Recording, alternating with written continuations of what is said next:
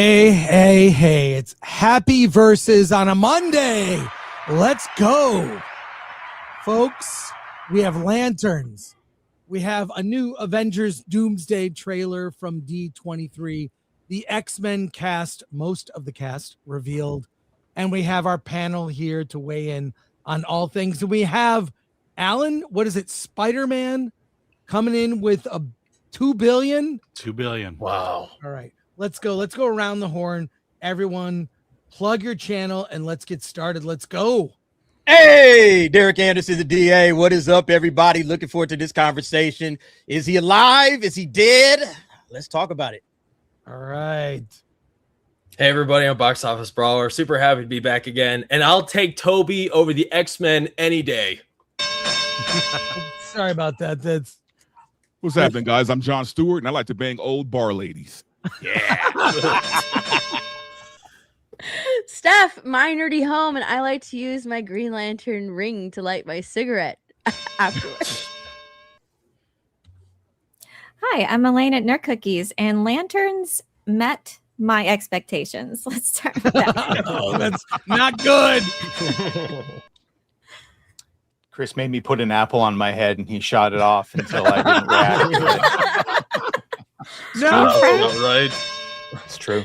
Yeah, Alan, in the mortal words of the Lantern Corps, thing ring, do your thing.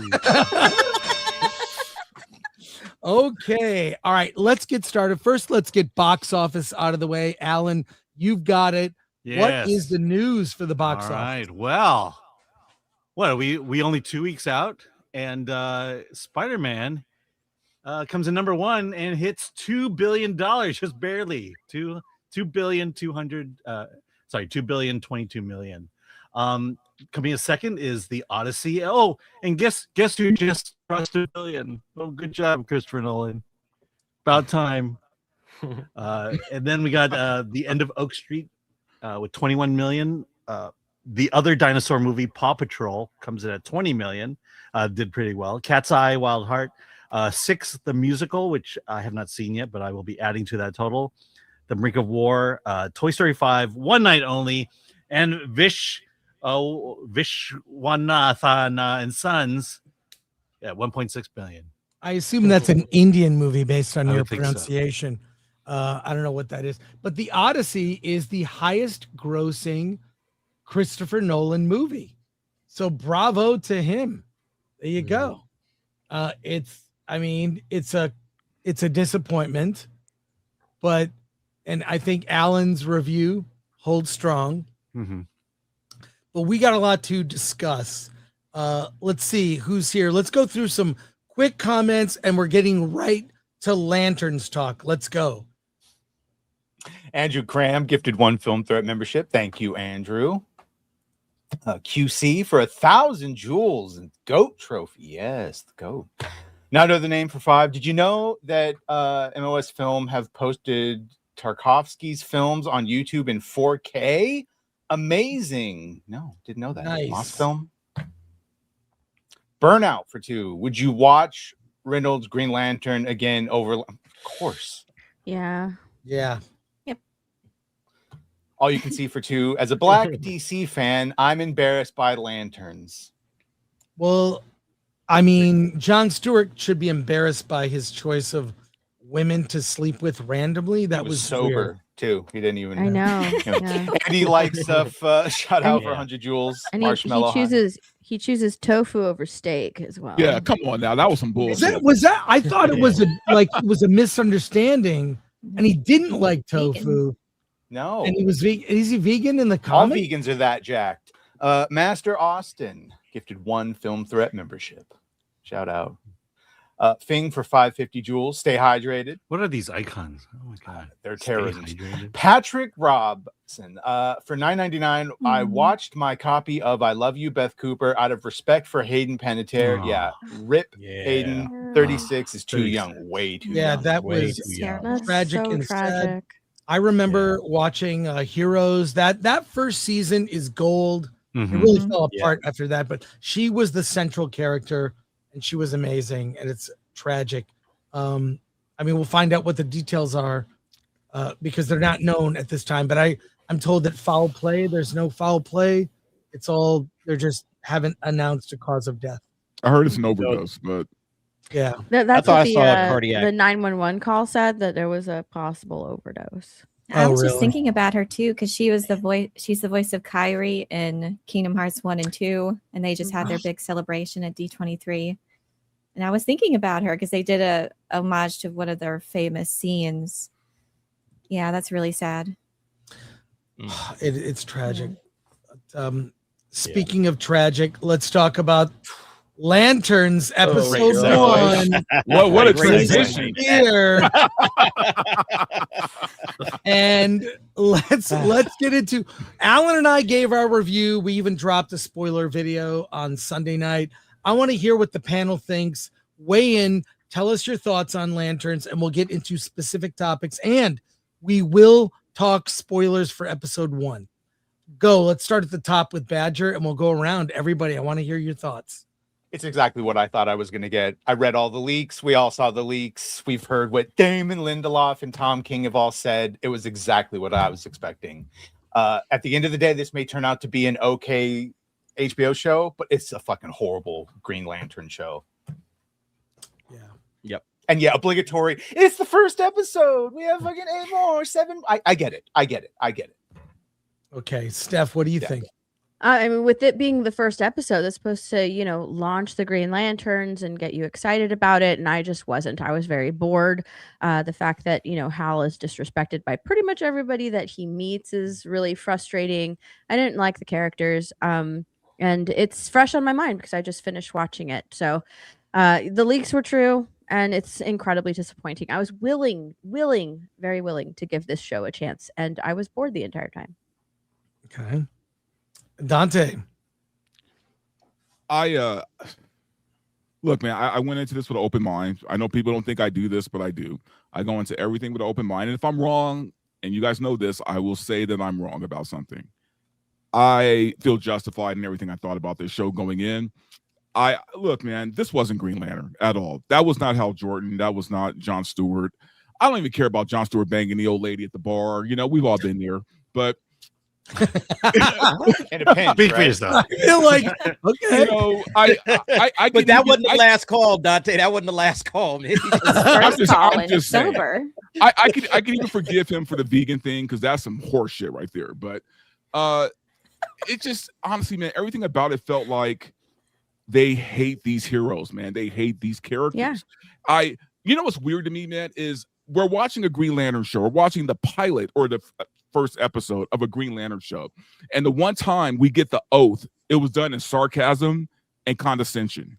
Right, by the other alien that he's interrogating. That's when we get the oath. I'm like, nothing about this.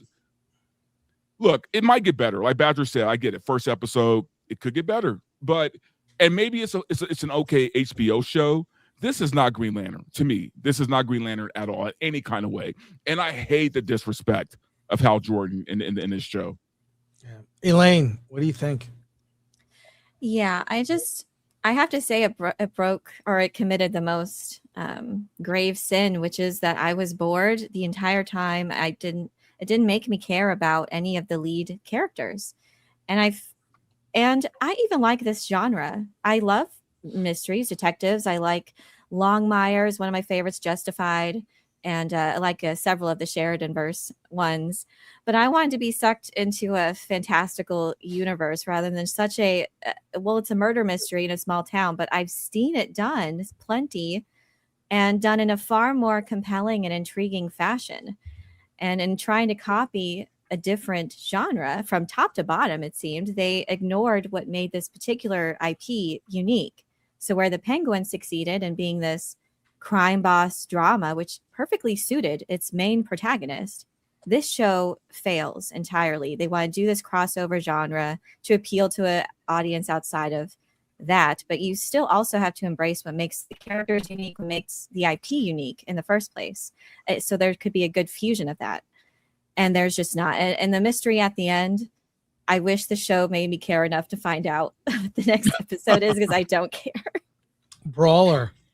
I think for me, like the panel has a lot of history with Green Lantern. I really don't. I don't know much about the Green Lantern. I've always seen cool pictures of him. I've played him in video games.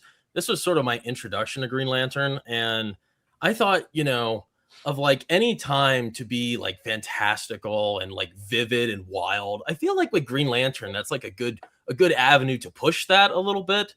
I feel like this just doesn't, to me, Badger, it just Grounded, doesn't feel gritty, like realistic. I don't know, That's the man. best way. No Yeah. grounded. I just, I love grounded. I think there needs to be some levels of grounded, but I just don't see how it affects and pertains to this topic of all things. And then also for me, we're all talking about how we miss like our old heroes, right?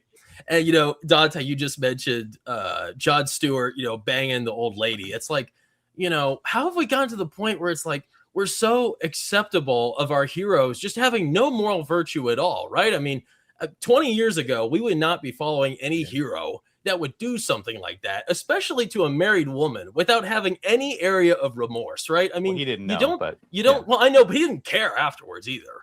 So, I mean, I feel like there's levels to this hero stuff, and I feel like if I want to attach to Jon Stewart, that is not the best way to introduce him as a hero.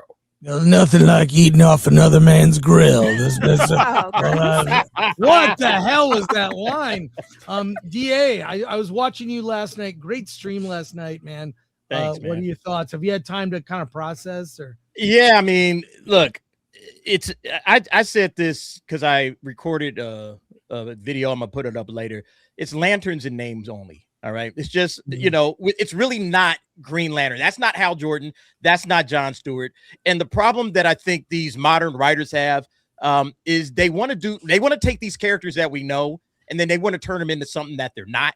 And they think that that's going to work. And we just got through seeing that with Supergirl, where they make Supergirl this drunk party girl that calls her cousin a bitch instead of looking up to him and saying, man, I want to be a hero just like my cousin. Instead of doing that, they want to turn her into this other character that nobody likes. And I think we're going to see the exact same thing with Jon Stewart and with Hal Jordan, because I don't understand, like, why would anybody like this version of Hal Jordan? I don't understand. Like, I would understand if maybe this was season 3 of Lanterns and we had seen everything he has gone through and he's now got, war weary and, all of that. But we haven't seen anything from this character other than he's just an asshole right off rip. He doesn't like Jon Stewart. We're not explained why. And yes, I understand this is the first episode and we're going to get some more backstory. But this is, like Brawler was saying, this is his introduction to Green Lantern. And this is the Hal Jordan you're giving him? I don't get it. I don't understand why they do this other than the fact that they just hate the characters. I think James Gunn doesn't like any of these characters. I don't think they care from Lindelof as well. Same thing with Tom King. They want to constantly turn the character into something else instead of giving us the positive, definitive hero that we all grew up loving and saying, now there's Hal Jordan. That's what I wanted out of this show. Give me Hal Jordan. They didn't give him to me, so I'm already halfway, 1 foot out the door. Well, you might be all wrong, but because Rotten Tomatoes has it at 95%. Yeah. Wow. Critics It's perfect. score Shock. 88% on the my Popcorn Media audience. Robert Meyer Burnett, you just joined us. What did Everyone you loved think- it except Derek. So what do you... What do you think? I thought it was really interesting. The show, I thought it was a really interesting approach. I was surprised at how much of Green Lantern lore they actually got into, even though you don't see it. They talk like he says he's late to pick up Jon Stewart because he was stopping a civil war on an alien planet.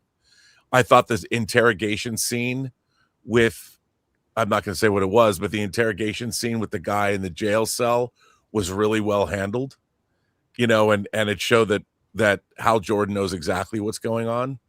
And it was really interesting watching the other two characters, the sheriff and Jon Stewart, who were dubious, to watch that whole sequence turn around. I thought that was really, really fun. And it's a different take. When I see something translated into a different environment, like it's a very different take than the Ryan Reynolds movie. And I halfway like the Ryan Reynolds movie. I like the stuff that wasn't stupid in that movie. I think that movie was at war with its own tone.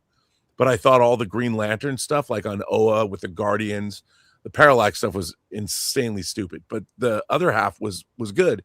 this was really, I would call this a Baroque version of Green Lantern, and I'm really curious to see where it goes. But I was intrigued.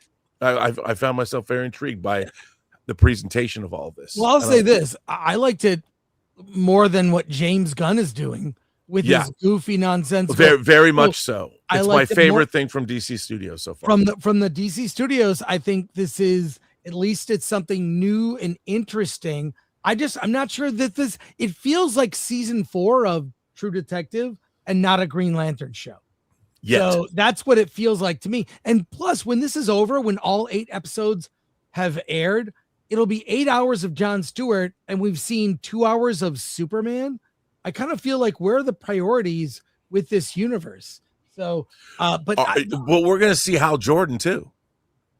Well, yeah, but and also we should actually get into it here.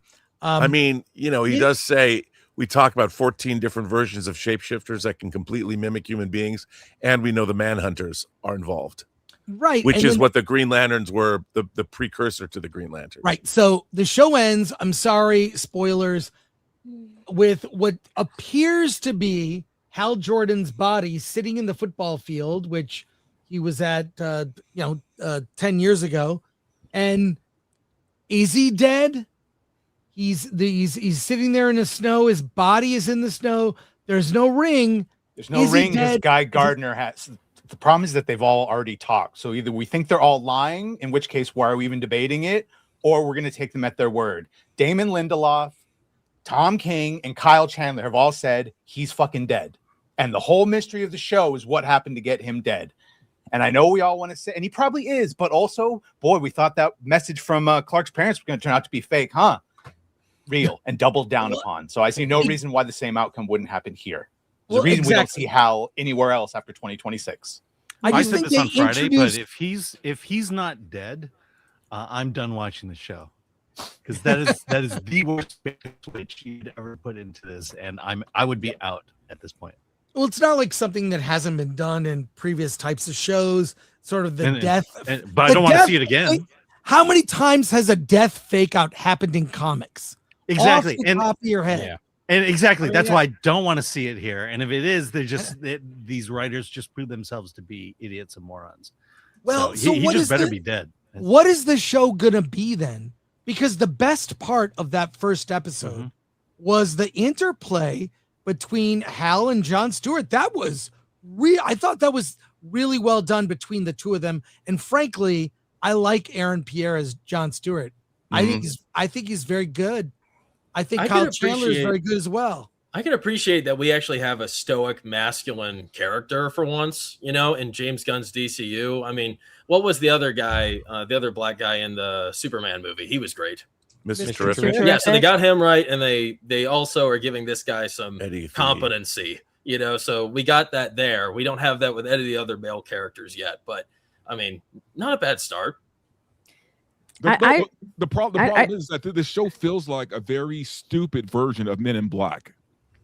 Okay, no, think about it. This is what we're getting. This is Men in Black, what we're watching right now. And I look, I get it, man. You want to do something different, and also you're doing a TV show based on Green Lantern. I know how expensive it could be, right? I mean, if they did the whole alien planets and outer space stuff, it would be very expensive to do an 8-episode show with their budget. Still, though, there's what we're getting. This isn't. I feel like what we're getting isn't something clever or new. This is like rehash shit that we've seen already. Yeah, like this isn't something groundbreaking. No, I don't think John is competent at all. I think he's incredibly arrogant, and especially like the way he talks to Hal. I don't think he's competent. I think he thinks he knows what's best, and he doesn't really take his lead from Hal. And that's played from the very beginning, like right from when you are introduced to him. You can tell he doesn't care about him. Even when Hal is telling him the story of how he got the ring, John's looking at him like, oh, I'd rather be anywhere else. I think he's really stupid. I think he's very arrogant, and that's shown by him having sex with that lady. Hal tells him don't join the fight. He's like, I won't. It's a stupid idea. I mean, he says that it's a stupid idea over and over and over again. It's stupid. I told him he was stupid. I know it was really stupid. And then the moment that this lady, this old grandma, shows a little bit of interest in him and asks him about himself, he basically spills his gut, tells her everything. He doesn't know this woman. He doesn't care about this woman. And yet he tells her everything and then goes and has sex with her in the truck. I don't find him competent at all. I don't find him masculine at all. And I mean, honestly, the fact that he ate tofu over a steak really rubbed me the wrong way, but that's just because I'm from Texas. How Hey, long look, has he refresh my been? memory on the way that the ring transfers from one person to the next, because The ring Hal tells the chooses story, you. right? Right. So Hal tells the story of how he's transported across I don't know how many miles when Abin Sur was near death, to essentially assume the ring. So why if Jon Stewart's next in line for the ring, why is he pulling up in a pickup truck? Just before anyone embarrasses themselves, that happens in the fucking comics. Yeah, Okay? yeah. Most of the time, the ring chooses when a lantern dies, and it chooses someone worthy who has the ability, not who's a sociopath with no fear, but who has fear and with their willpower can overcome it. That being said, when like Guy Gardner was already like out of commission and Hal was busy covering for him, they gave the ring to John to give like a backup lantern to that. Yeah, but that was the Guardians who did that, right? Yeah, well, this is apparently the Guardians that chose him too, which you'll see Laura Linney. But what as I'm a saying human. is that he's dead. If he's supposedly dead, wouldn't the ring now transfer to the new owner? Like, it's gone. It's not on his hand. And it's Guy Gardner. Which is the question I'm having as to if he's really dead or not, because I don't know. That's the only thing that I had a question about. It's like, okay, what happened at that point? Okay, Guy Gardner has the ring in 2026. That's why it's not on his finger. Kyle Chandler has a whole interview talking about this. Oh, okay. So then the ring doesn't transfer in this case. It has to be given to John. Apparently they're sharing one, which was never a case. So either way, in 2026, the ring's not on his hand because Guy Gardner has it. They didn't really explain that well, that he's training him to get the ring. How did he even find John to train him? Like, there were these weird time jumps of 96, which was fine. We meet a young Jon Stewart watching an interview with Hal Jordan where he reveals himself. Apparently, he's been Green Lantern for 10 years from 1986, but revealed himself in 96. These weird 10-year time jumps, right? So they like to have, like, the opening paragraph of Gunn's Superman is 3 this, 3 that, 300, 3, whatever. Okay, they're being clever. But why that? Why this structure? It's really, really copying True Detective, truly, which takes place in 2 eras. Yeah, you really have to handle that sort of, I don't really like that sort of flashback, flash forwarding in different points of time and going back to each different point in time. And I feel like if you don't have the sophistication or if you can't write it really well to where we're still really like following the story in a compelling way, or because it's compelling, it just seems cheap that they're withholding purposefully information to manufacture the shock reveal rather than it just occurring, I guess, organically due to good writing. It's just jumping around all over the place so they can manufacture shock when the event itself isn't really, it just plays off as unsatisfying or anticlimactic. And then they have to explain later why it's so significant. I mean, I just watched Shang-Chi for the first time, doing my homework for Doomsday. And it has a very similar structure that I just found incredibly boring and just all over. That was for Shang-Chi. It was worse. It was worse than Captain Marvel, but I would say I much prefer watching Shang-Chi than this episode of Lanterns. Shang-Chi was fun. At least there's a good epic fight scene at the end. I would defend it. I think if you're not a Green Lantern fan, you'll probably like this show a lot. If you are a Green Lantern fan, a lot of these things are going to be hard to swallow. So obviously the people who, chimed in on Rotten Tomatoes probably aren't the biggest Green Lantern fans, but they probably love like HBO murder dramas. So good for them, right? Good for them. They're getting high scores. They're getting all the things. Personally, am I going to continue to watch it? I'm really on the fence. Like, I'll give it one more episode before I tap out, but I'm just tired of seeing like my heroes be like shit canned and done dirty, man, basically, right? I mean, every hero that we love, they like to take them, deconstruct them, and do something stupid with them. And honestly, I'm just tired of supporting it. and I'm tired of watching this shit. Well, Let me is say he this really? as a non-Green Lantern fan. I only know Green Lantern from Super Friends and the movie, the Ryan Reynolds movie. I'm not a fan. I don't know why I would be a fan after watching this first episode. I don't feel like I saw what the Green Lanterns were or what they do. And then there's also this idea that maybe superhero movies are about people who do heroic things, but instead we're getting another conspiracy that we have to chase after and figure out. Can't I just watch a superhero do super things? I don't know why we're in this mindset that you just can't give people what they want and tell a Green Lantern story. Like I wanted them to tell a Wonder Man story. Right. Oh, wait. And I'm sorry. I got to bring up the suit. That whole explanation of why he doesn't wear the suit. Like, I almost turned it off after that. That was lame. That was so dumb. bad. That was stupid as shit. So what they're saying is we're probably not going to see the GL suit, the real suit, until the last episode, like every other superhero show.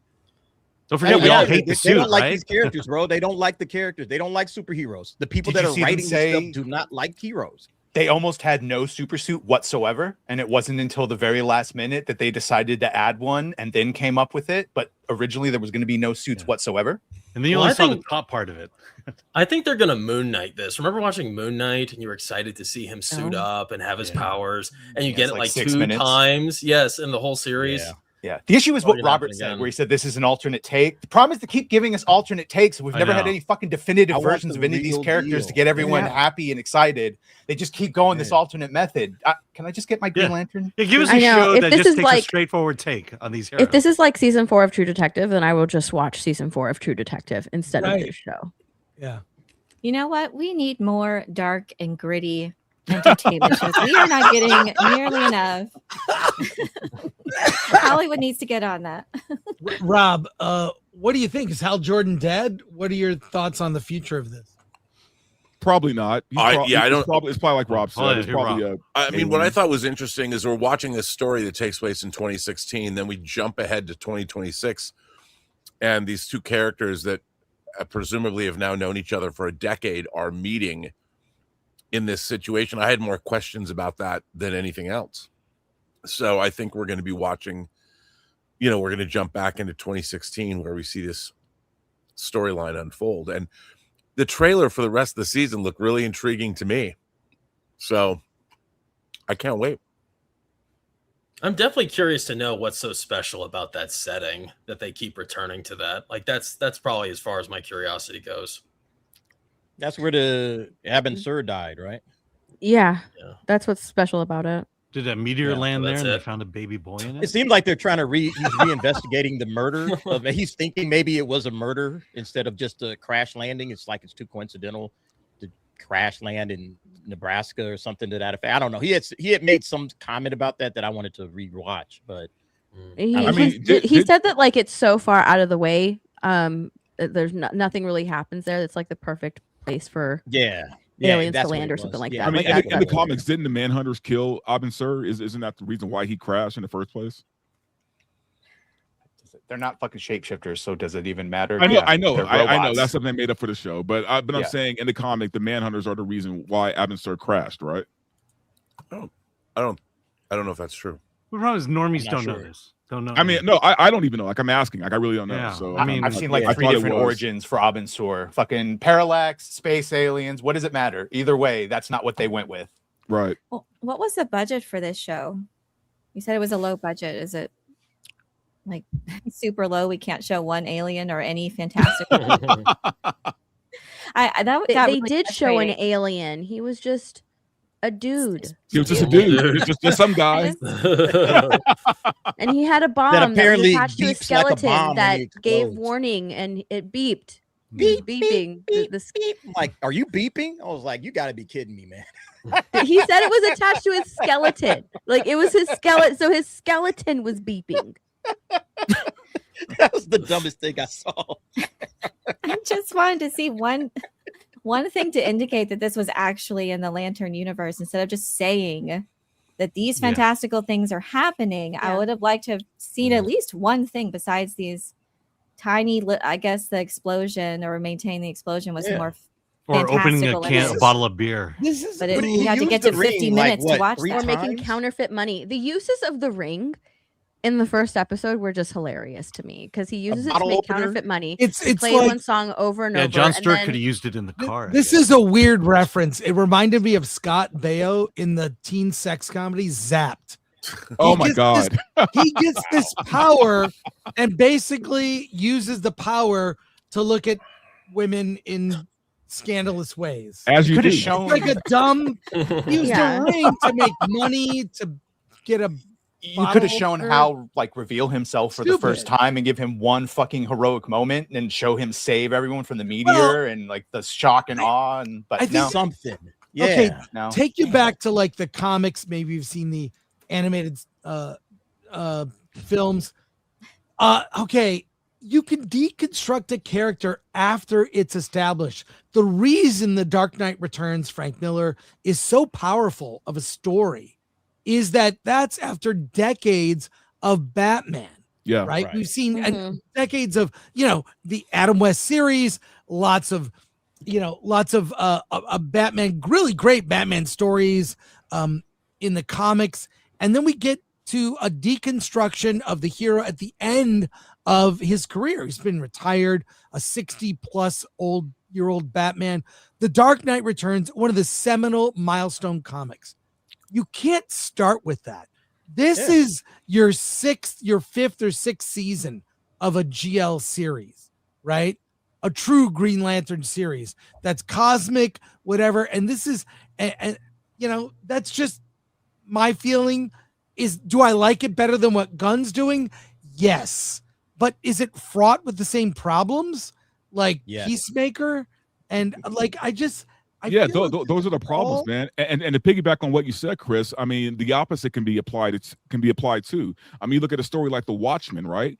right. It dives right in. We don't know who these characters are. We have no idea who the fuck Rorschach is, right? Or any of these characters. But because it's a self-contained story, we're able just to follow this story and see where it ends. Because we don't have this attachment to them right away. Now we do develop an attachment along the way. But Right. that's because we didn't know going in, right? So it's one or the other. It's you could do that if we don't know the characters, but if the character has a long history, and there hasn't been any real look, man. I know how people feel about the Ryan Reynolds movie. Personally, I hated all of it, but Same. I just did not like that film. But here's the thing: we did get one Green Lantern film, but that wasn't a definitive film, right? That wasn't a definitive Green Lantern story. So if they could have gave us that with this show, then later they could do whatever they want. They could make an alternative Green Lantern story, blah, blah, blah, blah, blah. But give us like at least a definitive of this character that's been around since the fucking 70s. Exactly. 60s. Exactly. Well, you also 60s. opened up with what is it, Guy Gardner in the Superman movie. That was sort of our Gunn's first introduction to lanterns, right, in this universe. And I didn't like him. I wasn't inspired. I Well, thought he was a total douchebag, and I don't want to see him ever again. You're going to see him in the series because, Great. Nathan Fillion is in the cast. He Yeah. doesn't say what episode. He is Yeah. part of the cast. He will be in the series at some point. Mm. Yeah. I mean, He said he only has interactions with Jon Stewart, and we know why. Oof. Because Hal's fucking dead. Mm. Yeah. right. You know what we don't Yeah, I see just enough think that they of? could have. I think I know they what could you're have going did to this say, exact Elaine. same Please say it. story on another planet in an alien world. They didn't. There's nothing about this story that means it has to be grounded on Earth. It could have easily been, hey, I'm taking Jon Stewart off world for his first, training mission to another world, and we got to investigate this murder and blah blah blah blah blah blah. They could have easily did something like that within the context of the story that they're telling, and it would have worked. So that would have given us a little bit more lanterns, and Hal could have been a more optimistic, cheerful, hopeful. Hey, John, don't worry. I'm going to take you through this. We're going to make you the best lantern you can be, instead of being this asshole the entire damn show. He's just a jerk. And I don't understand why anybody would like this character if this is their first introduction to Hal Jordan. And so to me, that's Right. the worst part about this, is that they're hurting and destroying the legacy of Hal Jordan in this film or in this TV show. You Well, can that's why blame they throw you in HBO the for middle a lot of it, this. right? Like that's why they throw you in the middle of it and show him like this. It's to be like, oh, Why do people like him? Why are people at this restaurant taking pictures of him if he's such a douchebag like that? Because that's how he's portrayed. Clearly nice to them. Yeah, like he's a douchebag, and nobody respects him. Like when he goes and meets, not even Jon Stewart. Jon Stewart doesn't respect him, even though during the interrogation scene, which a lot of people really like that interrogation scene, but that's intercut with Jon Stewart talking to the police lady and saying like, no, I do respect him. You do? Like that you haven't really shown us that you respect him at all. You're just a big roadblock and you think that you know better than him, but you respect him. That's your actions speak otherwise, sir. And then you have the police lady talking about how he's just a sad, lonely old man.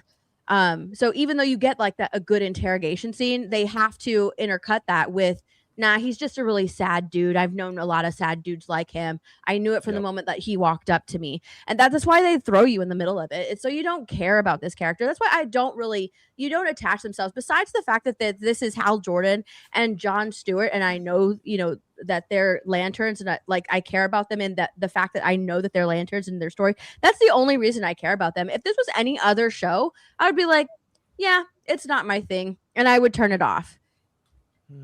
I mean, when was the last time we saw a beloved hero depicted as being old, bitter, and disappointing to those around him? I mean, come on, He was Hollywood. Green Lantern ring over his shoulder. We don't Dark get and enough. gritty and old, bitter heroes. Get on that. So to be clear, this is not James Gunn's idea. This show has been in development for like 8 fucking years. It was going to be Mark Guggenheim from the Arrowverse and Greg Berlanti, and they're the ones that said they tried to do cosmic, and HBO kept saying, no, we want true detective with power rings. So this just transferred over, and then, of course, when you gave it to Damon Lindelof and Tom King, the writing was sealed. But a lot of this is HBO's desire to have it be grounded, gritty, and realistic. All right, we have a lot of other news here from D23 with Marvel, a new Doomsday trailer. Well, we have comments related to lanterns, and Rob, there are some comments here regarding Axanar. I don't know if you want to address that. Sure, whatever you want. Okay, we'll go through quick, starting at the top. We'll go through Badger. Spade for $9.99. I really don't understand the hate on lanterns. People saying Hal is unlikable, bitter, and lonely. The man became a superhero fighting aliens who will be happy after all those years. Laugh out loud, all love. Look, it's got a high rating on Rotten Tomatoes and a high rating on audience score too, 80 some odd %. Oh, and by the way, we're not the ones calling Hal an asshole. It's the show calling him an asshole. Making him an asshole. And in every depiction, Hal likes his job. He doesn't become miserable after 10 years, but whatever. All you can see for 5. My problem with lanterns is that there is so much amazing lore that you can adopt from, yet you give us this trash, and for what? Their own egos. Thank you. Andrew Cram gifting 5 Film Threat memberships. Mike Rogers for 100 jewels. High five. Albert Not a Retro for 10. Hail Steph, High Priestess of the Cult of Spicy, Slayer of She-Hulks, Destroyer of the Coven on The View, Crusher of Trendy Bimbos, Bane of Zegler, Smasher of Lively, and Alcock's Kryptonite. Who's next? It was Mark Ruffalo, but you know what? He's doing it to himself. He doesn't need my help. Yeah. That's great. Thanks, Albert. Nashville Guitarist for 100 jewels. High five. People for 10. I'm baffled by the Hal Jordan disrespect. He's an a-hole to literally everyone he encounters. First, signs, fan autographs, and is proven right in his hunches multiple times. Yeah. Steve for $1.99. Hashtag gun slop. Well, as it was pointed out, this isn't really Gunn inherited this series. Charlie Brown is a winner for 10. Chris, last week you were trying to recall the video about the state of modern literature. It was Echo Chamberlain. Yes, I love Echo Chamberlain. Yes, 10 novels that explain why men hate modern fiction. Great video. Thanks, Charlie Brown is a winner. I love the peanuts. C Black for $4.99. The Wrap is reporting Doomsday is 65% ahead of B&D for advanced ticket sales. Is $400 million possible for domestic opening weekend? Yes, and they've opened up more theaters for Doomsday. I checked. You can get tickets on opening day, but there are 3D showings. There's ScreenX. There's Dolby Digital. This whole Infinity Vision thing is such a scam. I hate it. It's Yeah. digital Dolby. It's all non-IMAX screens. It's Chris, can I tell you real quick? One of my Please. buddies, he was excited about Avengers. He's one of the last few holding on to Marvel, and he got so excited. He told me he was able to snag tickets to see Avengers Doomsday in Infinity Vision, like it was something special. I couldn't believe it. yeah. Well, The movie also has to be good. yeah. It's only going, if it's not good, it's not going to do Spider-Man Brand New Day numbers. True. True. It's not going to get that second weekend or that like a Monday. You know, it is the holidays. Yeah. I But mean, not also, even the have you Odyssey heard- could do that. Also, have you heard Dune Part 3 is doing screenings early? Yeah, you have to sign up and you can get access. They're selling tickets cool. starting tomorrow for the Tom- 14th, 15th, and 16th. Yeah, tomorrow, 9 a.m. Pacific time. There are tickets on sale for Dune Part 3. But you have to Before- pre-sign up on Yeah. the website. Yeah, I did already. So Yeah, me I'm on too. that list. So, yeah. So Elaine, Yeah, Get on that. I'll try to Get get on that. you want the try. link? I'll send you the link. Yeah. I have that info. Okay. Cool. We'll see. All right, let's go through these. Pilgrim Media for It's 5. tomorrow, right? Yeah. Tomorrow morning, yeah. These are undercutting and obfuscating our popular culture and are carrying out their radical agenda one story at a time. Yeah, I used to think that was some wild conspiracy theory. Now I believe it. Yeah. It's too much evidence to the contrary. Ulf for $4.99. In brightest day, in darkest night, no barmaid shall escape my sight. Oh, that's great. Thanks, Oliver. I That's mean- awesome. Well, wasn't Strong she opinions. a gilf? Yeah. Yeah, Nah, she- yeah, yes, that's what the literal. yes, I Literal posted grandma. about that, and people were saying, "Well, she was a grandmother." I'm like, "Why don't you community note me? That'd be the best community note on my own." Actually, even know she's her a name. MILF, not a MILF. A Something gilf. Macon. Oh, Yeah, my- Gilf. Strong Oh. opinions for 2. Men in greenish. Yes. Yeah. Yes. Yeah. And Brown. Mr. Bodica. Yes. Shout out for 100. Yeah, Men in Brown. Yeah. Spade for $4.99. Also, I like the part Hal was taking selfies with people. What about that scene? People still like him. Yeah, that was great. I like Yeah, the that's one pretty- mom. yeah. I like the mom that was like, "I wish he wore the suit. Why does he wear the suit?" Mm-hmm. Jason Nelson for 2. Do you think Gunn on set for the Granny Mac scene? Yeah. Definitely. Smoking a That's cigarette. probably a Yeah, it's producer happening. note. Yeah. Yeah, stinks of that. One Punch fan for 3. Sound like Alex Peters tried to Axanar R&B's career. Ha ha ha ha. Wait. There's a whole bunch from One Punch Fan. Just read these real quickly, and Rob can respond if you want. R&B boxing, Alec Peters Fund, Alan's Nolan C. Griff Tax. Thank you. R&B Star Trek, let's go. Let's Alan's go. grandson Gore-ing Diaper Fund. Yes. Aw. Yeah. Sing it R&B hashtag. Save Stargate now. Oh, we had it. Leif Erikson, shout out for 10 jewels, gold coin. Nicholas for 67 jewels, 6-7. Johnny Skinwalker for 2. I thought Kyle Chandler was fantastic in this. He's the I best thing agree. about- Oh, he's best a thing about the good. show. Yeah. And I they I thought like killed him him. more than personality. Jon And Stewart. they killed him. I thought they were really good. They had chemistry. Nicholas eats Oreos for 67 jewels, 6-7. Shout out. Flying blind on a rocket cycle for 2. Happy Monday, y'all.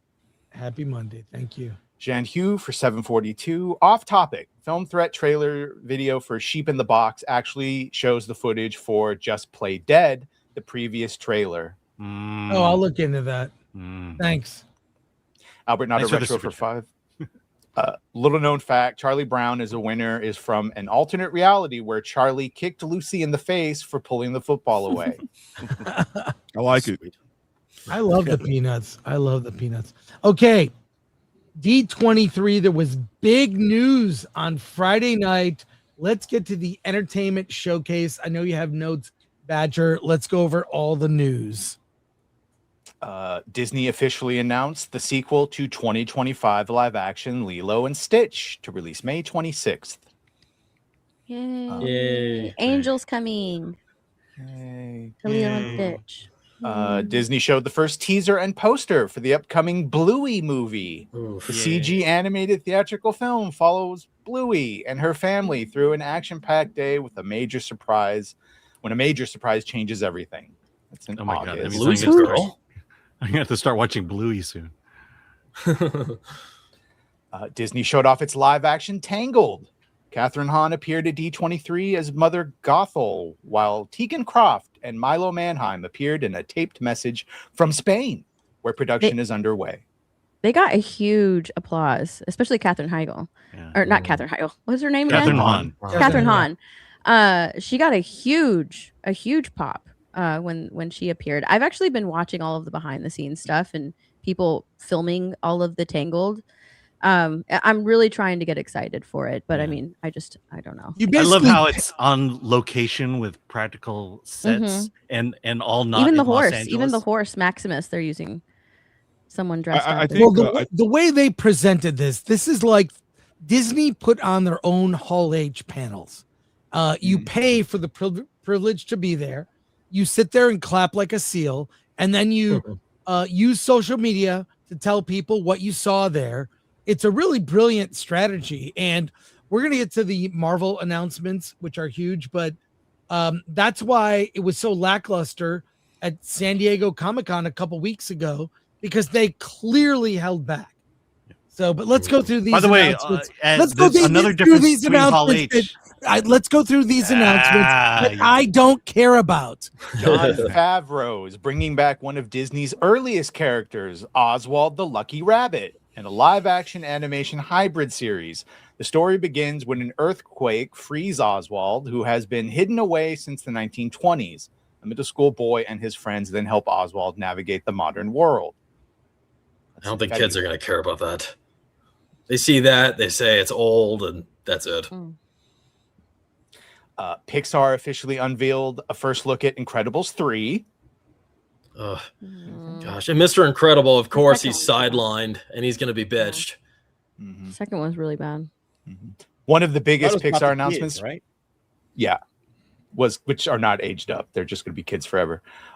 Was Coco 2. New concept art shows Miguel as a teenager. While Benjamin Bratt confirmed that the villain from the original film will return, Miguel will once again travel to the land of the dead, but this time the trip could dramatically change his life. I am so mad that they're making a Coco too. The first, Coco is such a great film. It's so enjoyable. I watch it every Dia de los Muertos, and it's such a great movie. They aged him up and they made him look like an Edgar, and I absolutely hate his concept and how he looks now. It's such a great movie. It didn't need a sequel. Hate it. Keep Pixar going. also announced a brand new original movie, Ghost Market. The story centers on a hidden plate lunch restaurant on Oahu's North Shore. It serves lost spirits caught between life and death.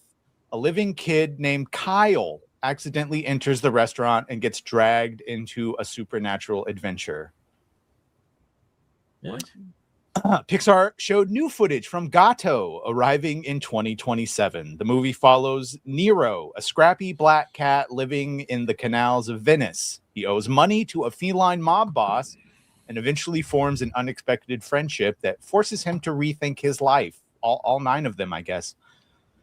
Why can't it be an Italian cat? I think that's a 2D animated, or they're trying to do some sort of return to form with that. I'm not exactly sure. I mean, it's a computer animated film, but I believe it is in 2D. Okay, yeah. Mira Sorvino and Lisa Kudrow returning to their iconic characters for Romy and Michelle 2, the sequel to the 1997 cult comedy. Okay, I'm a little excited for this. I'm not going to lie. Right. I love Romy and Michelle's high school reunion. No. I just did. So I'm looking forward to the sequel. And of course, the big news is Marvel. Marvel's D23 presentation began with Paul Bettany's Vision and James Spader's Ultron. We'll get to that. We'll get to the. Oh, well, then that was the end of those Disney releases. All right. So, what do we think about all of this? I don't know. There's literally nothing I'm excited about. I'm looking forward to Gato. Yeah. That trailer was really cute. The ghost story might be fun. I don't know. I'm all for original. If they could do original right again, that'd be great. Yeah, half of that was like sequels and stuff, man. It's like, man, I'm tired. Yeah, of Gato's sequels. original, and the animation looks really, really cool. Like, You know, it just okay, dawned on here- me, but did they mention Hexed at all? Hexed is coming out in November. They did mention Hexed, yeah. I didn't hear about Hex, but So there's no It was just new no hype footage, for apparently. Hex coming up. Oh, there was a Kingdom Hearts anime they announced Mhm. too. Oh yeah. I'm sorry. I'm a big Kingdom Hearts nerd, so And a Greatest Oh, that's good. Showman. Oh, yeah. Live. I can Broadway tell by the project. enthusiasm from the panel that this is not really hitting.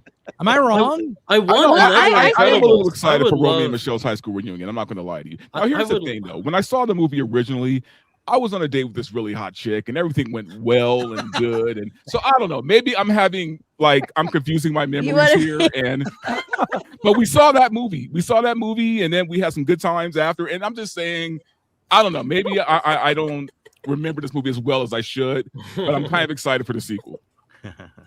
Like just all of the announcements, because I kept up with the D23 announcements when it was happening, and everything's just like a sequel. And I mean, how excited can you get from a sequel? The only reason they're doing Lilo and Stitch 2 is because the first one made a load of money. I've been interested in the Tangled live action, but I mean, I just don't trust that they would do it very well, even though they went beat for beat story wise with Moana. Visually it looked terrible. So how is Tangled going to look? The only thing that I was really excited about at D23 was The Greatest Showman, like live musical, but it's only in London. It's only in West End, so I can't even watch it unless I go to London to watch it. That was really the only thing that I was really excited about when I was watching this. Everything else, it was just very disappointing. And I think that like even all of the park news that they came out with was also really disappointed, especially if you are a Disney park goer and a Disney fan. There were so many people that were disappointed with all of the park news that was coming out. So it wasn't very good. I do want to say though, the park news, I love what they're doing to the Rivers of America in Disneyland. They're building that gigantic new, what is it, Cars Land or whatever? Oh no, that's Magic Kingdom over at Walt Disney World. Oh, it's not here? No, it's not. I believe they're filling in the Rivers of America to put the Cars Land. Man, I for one am just disappointed Flash Mountain is not a thing anymore, because there used to be a website. Yeah, well, it's funny when they announced that they're filling in the Rivers of America. They it. said Cars Land is Frontierland because the highway is the new frontier. All right. Let that hang. The big announcement at D23 was Friday night with an Avengers Doomsday trailer that is actually, I think, the best trailer we've seen so far. I agree. For I this- think they should have started with this. This trailer really, I mean, it's very Doctor Doom focused. Let's watch it and react to it. But if they had led with this at Comic-Con, it would have been amazing. Let's watch it. Victor was always the smartest guy in every room. He used to be different.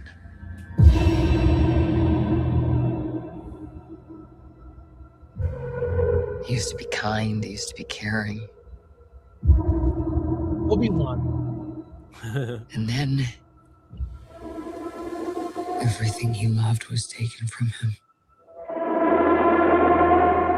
I knew he was lost, but I did not realize that he was broken.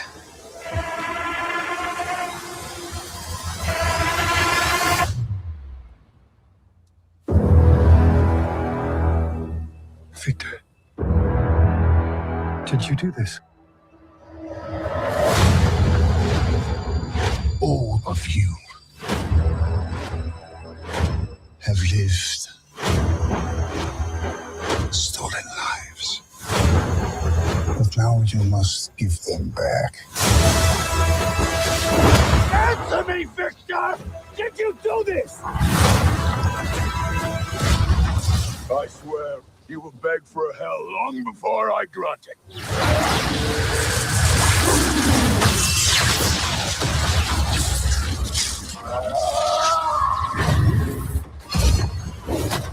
Hell answers to me. For I am Doom.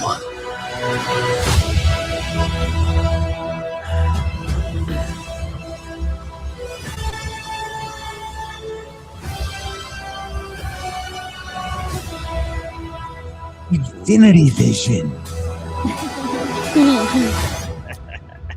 Damn, that has the sauce. Yeah, you know what? It's a good trailer. They should have led with Yep. this. I think it's a really good trailer. The couple things I noticed. One, did you see there's Thor's hammer, which may have been thrown by Steve Rogers, comes off of Doom when he comes out? Yeah, of he's that. not jumping out the window. He's being hit out the window, and then he midair like corrects it.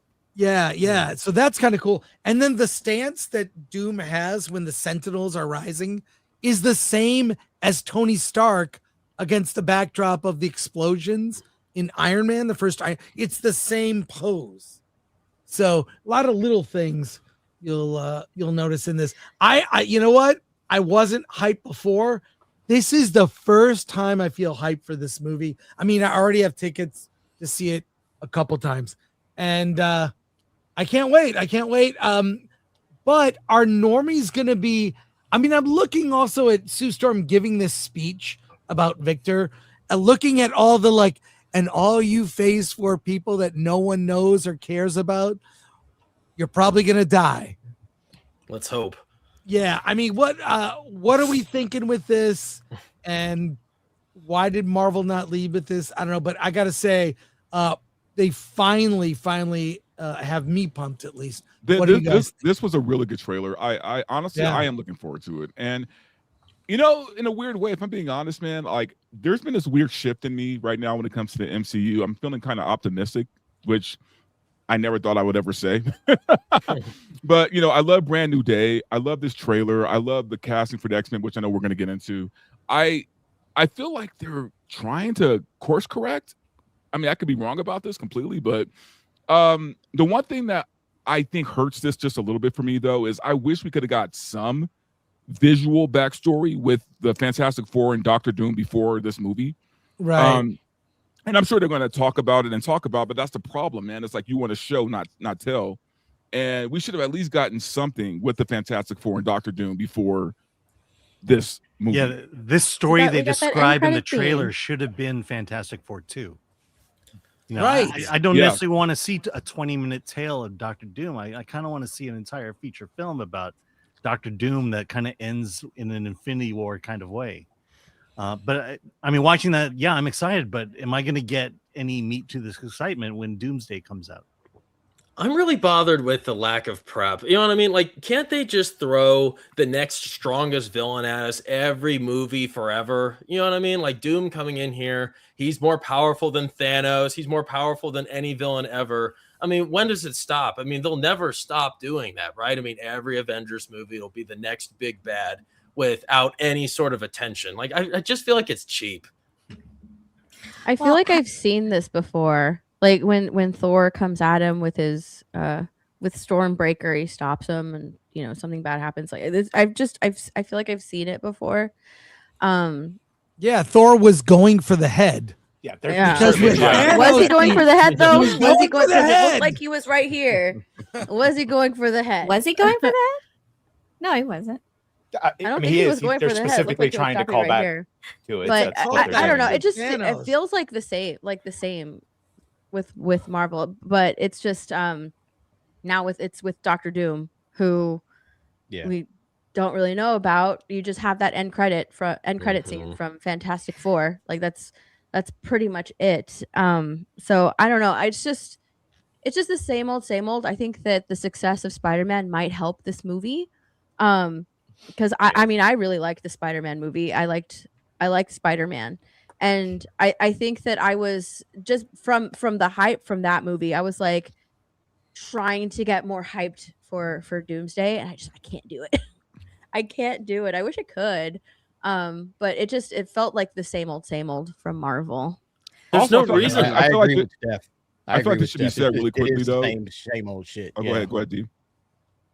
I'm just saying, I agree with Steph. It's the same old shit. It's Marvel, doing what Marvel's been doing over the last, 5-6 years. Just a lot of member berries, a lot of callbacks. But in this case, it's not even so much characters that a lot of people know. We're kind of familiar with Mr. Fantastic, but we're not familiar with him in this universe. We've only seen him once. Sue Storm's doing all the narration. If you didn't watch Fantastic Four last year, Do you know it? I mean, because it didn't make a lot of money. So do you know anything about this? Are you encouraged or excited about this? I think the trailer's fine.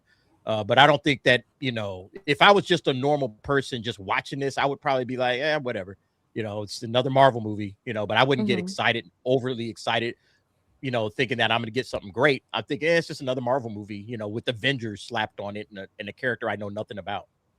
The only thing I was really but excited I also about feel it was them bringing back like the X-Men, the OG X-Men, and then I saw the trailer with them in it, and I was like, oh, well, doesn't look But very I also feel like doesn't look very good. if you're going to course correct, right, you got to start somewhere. So if we actually want the MCU to get better, it has to start somewhere, right? Like, unfortunately, it's not going to be like this magic fix. Now, maybe Doomsday will be that. Who knows? But I think from what we're seeing, at least it feels a little bit better. It feels a little bit more like old school Marvel than what we've gotten over the past like 5 or 6 years.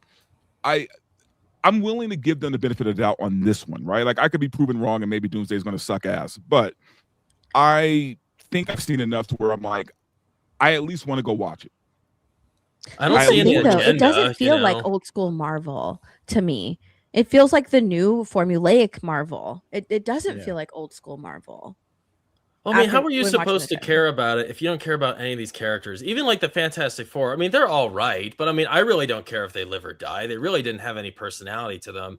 And then without spoiling anything, something that's been popping up on my feed a lot is what everyone thinks is going to happen in the beginning of the movie with the X-Men. The leaks are true. And yes, and well, so I believe twice, it. And, so, yeah. If or when that happens, there's no way in hell I care about them anymore. You can't do that to my hero and expect me to root for you anymore. Pay attention to the end of those leaks, and you will be caring about them.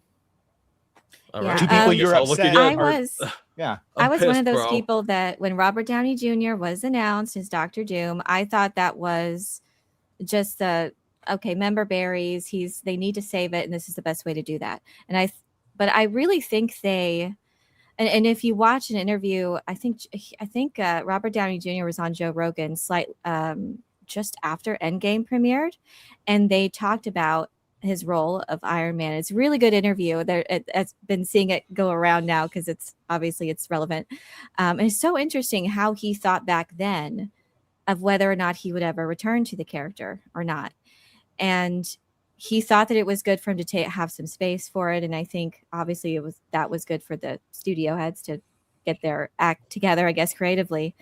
But I think he wouldn't have come back if there wasn't something really juicy creatively to the role and for him as an actor for him to return. And I really think, and having recently, and having recently watched through the Infinity Saga, I'm going through post Endgame now is where I'm at right now. But when I watched Endgame recently, it really seemed to set up actually quite nicely having Tony Stark in an alternate timeline be Dr. Doom. Like, that seemed very plausible to me because of what they say. If you mess with time, it tends to mess back. That was a line that was spoken. And also, whatever it takes, he has a family now, whatever it takes. When Tony Stark didn't want to help at a certain point, but he did because he figured out the time thing. But what if his family, instead of him, were dead, and he was the last survival, and his family was dead. His son, it looked like his son, I don't know, in that portrait, that tapestry, and it looked like Pepper in there. What if in that alternate timeline, his family was lost? And you can kind of see throughout Tony's arc glimmers of where that was definitely a possibility of him to be this role. And I think there's some really juicy things creatively there. And this trailer really has me hyped up for that. As far as everything else, I don't know, but I'm actually, for the first time, I am hyped. I'm optimistic for what the future will hold. I actually think it was an interesting way to play the character of Dr. Doom. I think it fits post Endgame, but we'll see. They're also releasing, a new version of Endgame Encore that leans into what you just said, Elaine. I think what's really interesting is in Endgame, they cheat. They do the time heist. They go back in time. They change what happened. And that was really the kickoff of the multiverse saga, was the Avengers created it by doing something they shouldn't have done. time happened, Thanos won, and 5 years transpired. And that was the way things were supposed to go. And then they went back in time and messed everything up because that wasn't what was supposed to happen. If you think about it that way, and it kicked off all of this, and Doom is just a result, like you said, Elaine, is the result of what they did in Endgame inadvertently without realizing it. Yeah, but then they showed us the TVA and Kang was proving it for the sacred timeline. So they had no fucking choice. That was the timeline that was preserved. The problem is that in every movie they've created a fucking incursion, including Strange, who's done it like 3 different times. Yeah. So it's just an excuse to get him back as Doom, a separate character, and then have RDJ stay on as Stark once. I like the idea of the consequences, but isn't this Wanda's storyline from Multiverse of Madness essentially Doom's storyline? Isn't it very similar? Yeah. It's similar. I mean, it's similar, but I mean, it's a little. Wanda didn't have the family to lose. His children actually. Yeah, I was going to say, except exist. his kid is real. Her kids were all in her head.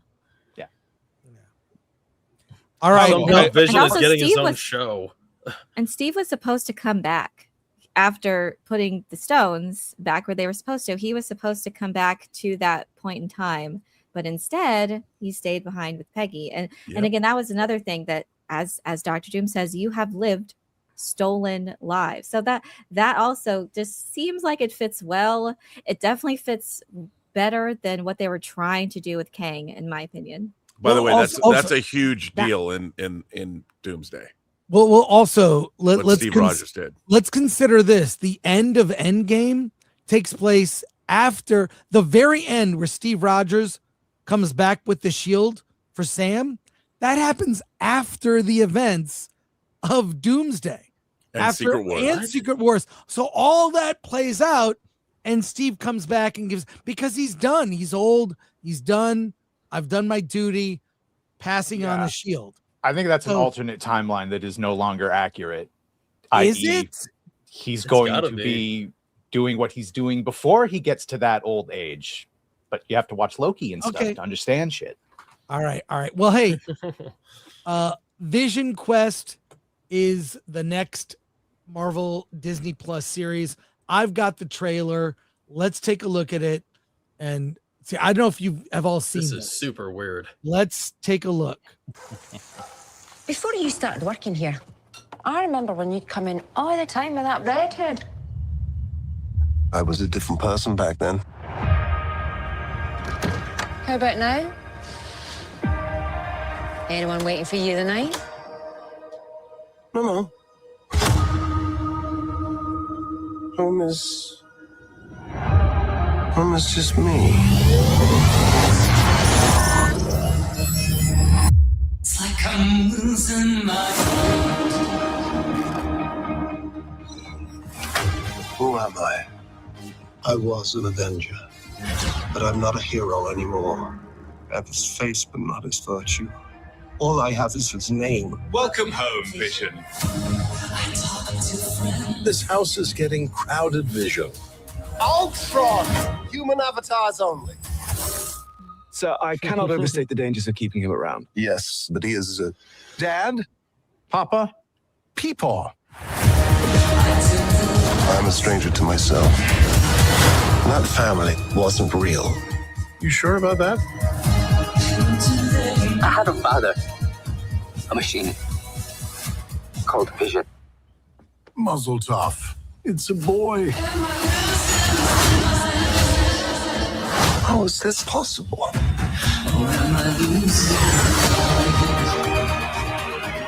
Free us all and save your son.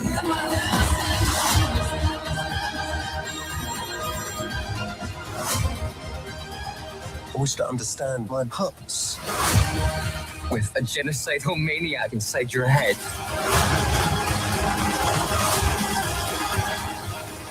Nothing bonds a family together quite like mortal jeopardy.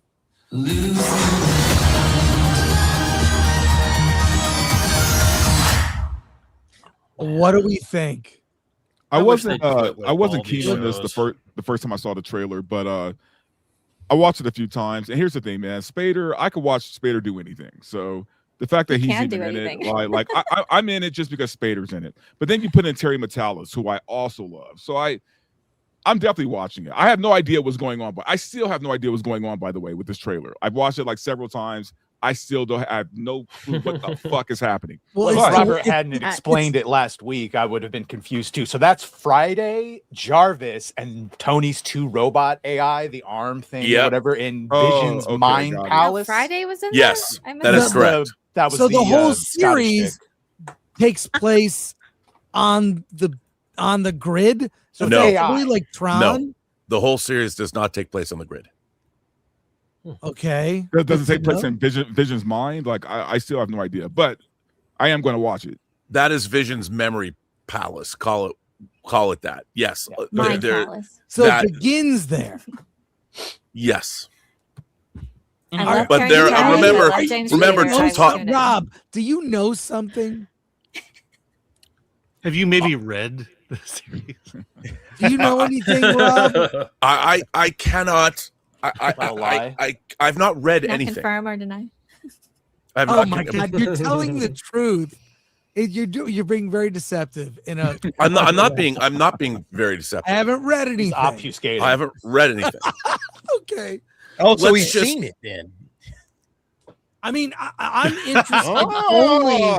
only. Okay. Look, I would say this about this show: that Okay. Terry Metalis, if you haven't watched his adaptation of 12 Monkeys, that he also was a showrunner on, it's one of the finest time travel shows ever. It's 4 seasons, and it's definitely worth watching. It's so good. His writing staff that he worked with there, he brought to Star Trek Picard season 3, and he brought a lot of them on to Visionquest. And I would say that what's great about Visionquest, it's really truly a science fiction television series. And it also, remember, Todd Stashwick plays Paladin, who's another character from the Marvel universe that is a very much a real world character. And there's a lot of other things going on that this trailer does not touch on. This was more of just to wet your whistle. There will be another trailer that's more call it more Marvel centric, that's going to come out in September. One question, Robert. Will any of this ever be followed up again? Will I see any of Vision in Doomsday or Secret Wars? Are we going to get this, and then the whole goddamn universe is going to be reset after those 2 movies? I to be honest, I don't think that Vision's in Doomsday, but I would imagine he would be in Secret Wars. But I don't know anything about Secret Wars. I have no idea what's going on there. But this is a story that has a beginning, a middle, and an end, and it has really interesting ties to the Marvel Comics universe. As many people, you should look into the artwork. There was artwork of a flaming character that they had on display at D23. Not gay, just on fire. Yeah, there's a painting of a character that's on fire that is sort of integral to the series. Yeah. And it's all very, very interesting. This series is much bigger and more sprawling than this trailer. But this stuff is really fun. But also, while it's the 3rd series in the trilogy of WandaVision and Agatha. Oh, that's what the whatever. second one is. Oh, not Doctor Strangebomb? Yeah, so Yeah, No, it's weird. Agatha because No, it's it's about Agatha. the Maximoff I family. haven't watched Agatha. Yeah. Do I have to watch it? I'm sure you Yeah. don't have to. Yes, No. you do. It's I can't- I required can't believe I'm saying viewing. this, man. I liked Agatha. I thought it was a fine show. I know people Ooh. like are hesitant to watch it. It's Is that fine. the same actor though? question Wait, your is Wanda's taste. son in Vision? Well, Is there's that 2 One of sons. them. connected, There's 2 sons. One of them is in Agatha. and then the other one is in Vision. Is that Vision is that Quest, it? yeah. Tommy is in Vision I'm Quest. already watching all of the movies and prep for Doomsday. I don't want to And the other watch one the is shows flaming. too. Come on, watch Agatha. You You know You'll what? regret Nerd it. Cookies, you don't have to watch the shows at all. At least the you don't have to watch WandaVision for It's Doomsday. taking up plenty of my time already. I don't have But Yeah. but effectively, this stands apart from events in Doomsday. My point is because it's on the grid, or on a server, or on a whatever. You know Well, what I mean? like Brand New Day, it takes place before Doomsday happens. Before Doomsday. Yeah. and then we'll never see Vision again. Oh, I wouldn't say that. Getting that vibe with lanterns. Are we going to see any of them again once James Gunn is fired? See Jon Stewart again. John Stewart is in Man of Tomorrow. He's in Man of Tomorrow. Well, but is it? He's not going to still be employed though, right? Who knows? No idea. All right, it's time to talk X-Men and the reveal at D23. Let's fucking go. Was that you, Alan? What? It sounded like you. So okay. Your voice out of Yeah, why did you we have the footage from D23 with the cast being revealed. I'll go over who they are in a moment, but let's just play this. It was pretty exciting. I saw clips that were released. This is at the event. Finally, today, there's one more project we've been working on. We haven't been able to speak about it. We've been waiting to speak about it. What happened at Comic-Con in San Diego? Let's Many be of you fair. seen our latest film with our great partners at Extending Pictures. Spider-Man brand new guy. Well, we were waiting for you to see that, but so most of you have seen it now? Okay, good. Well, from that movie, D23, please welcome Sadie Sink. Boo. Dean Gray. Boo. That's the hero. Hello, D23.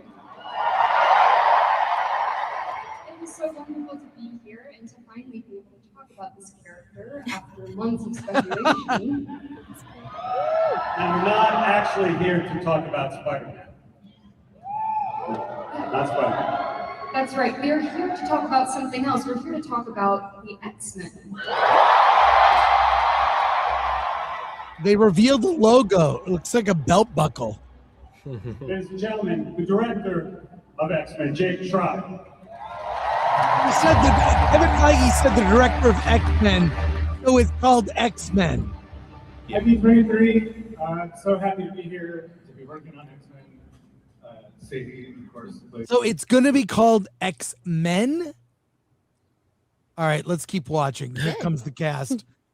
Here comes the cast. Jean Grey, founding member of the X-Men. We will follow her story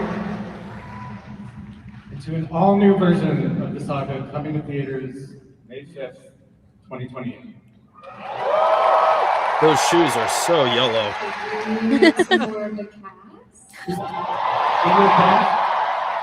Yes, now this is not all the cast, and this is we just passed them. They've just met backstage for the very first time.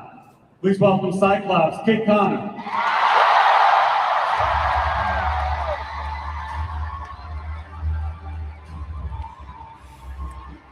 As Professor Charles Xavier, Christopher Abbott. What That's is the craziest who is one. Christopher Abbott? So his casting Never is heard of actually him. the one I'm the most concerned over. I haven't heard of him. Who is he? He was And in he's no Wolfman. James McAvoy. Yeah, he was in Wolfman. And he's a stage actor, and he's married to. I just got married to. Oh, I always forget her name. The actress who's very Aubrey Plaza. Aubrey Plaza. Aubrey Plaza. Oh, He's got some big shoes to fill. Even James McAvoy was really good. Well, I mean, they all do. Carlo Esposito, thankfully. They all have big shoes. That's true about right. him. Yeah. All right, let's keep going. Playing Emma Frost, Samara Weaving. I love this casting. He's great. Perfect casting. This is my favorite casting right here. Well, I next didn't to like Indy. January Jones Indy as never Emma ended. Frost. Yes. I'm just glad she's not Mystique. That would not. They're have gonna worked. put all these female characters in potato And sacks. I'm very proud to introduce as Storm, Maya Boy. Absolutely. Dude, if they put Emma Frost in a potato sack, I will burn that theater to the fucking Yeah. ground. Wait. This is pretty clever.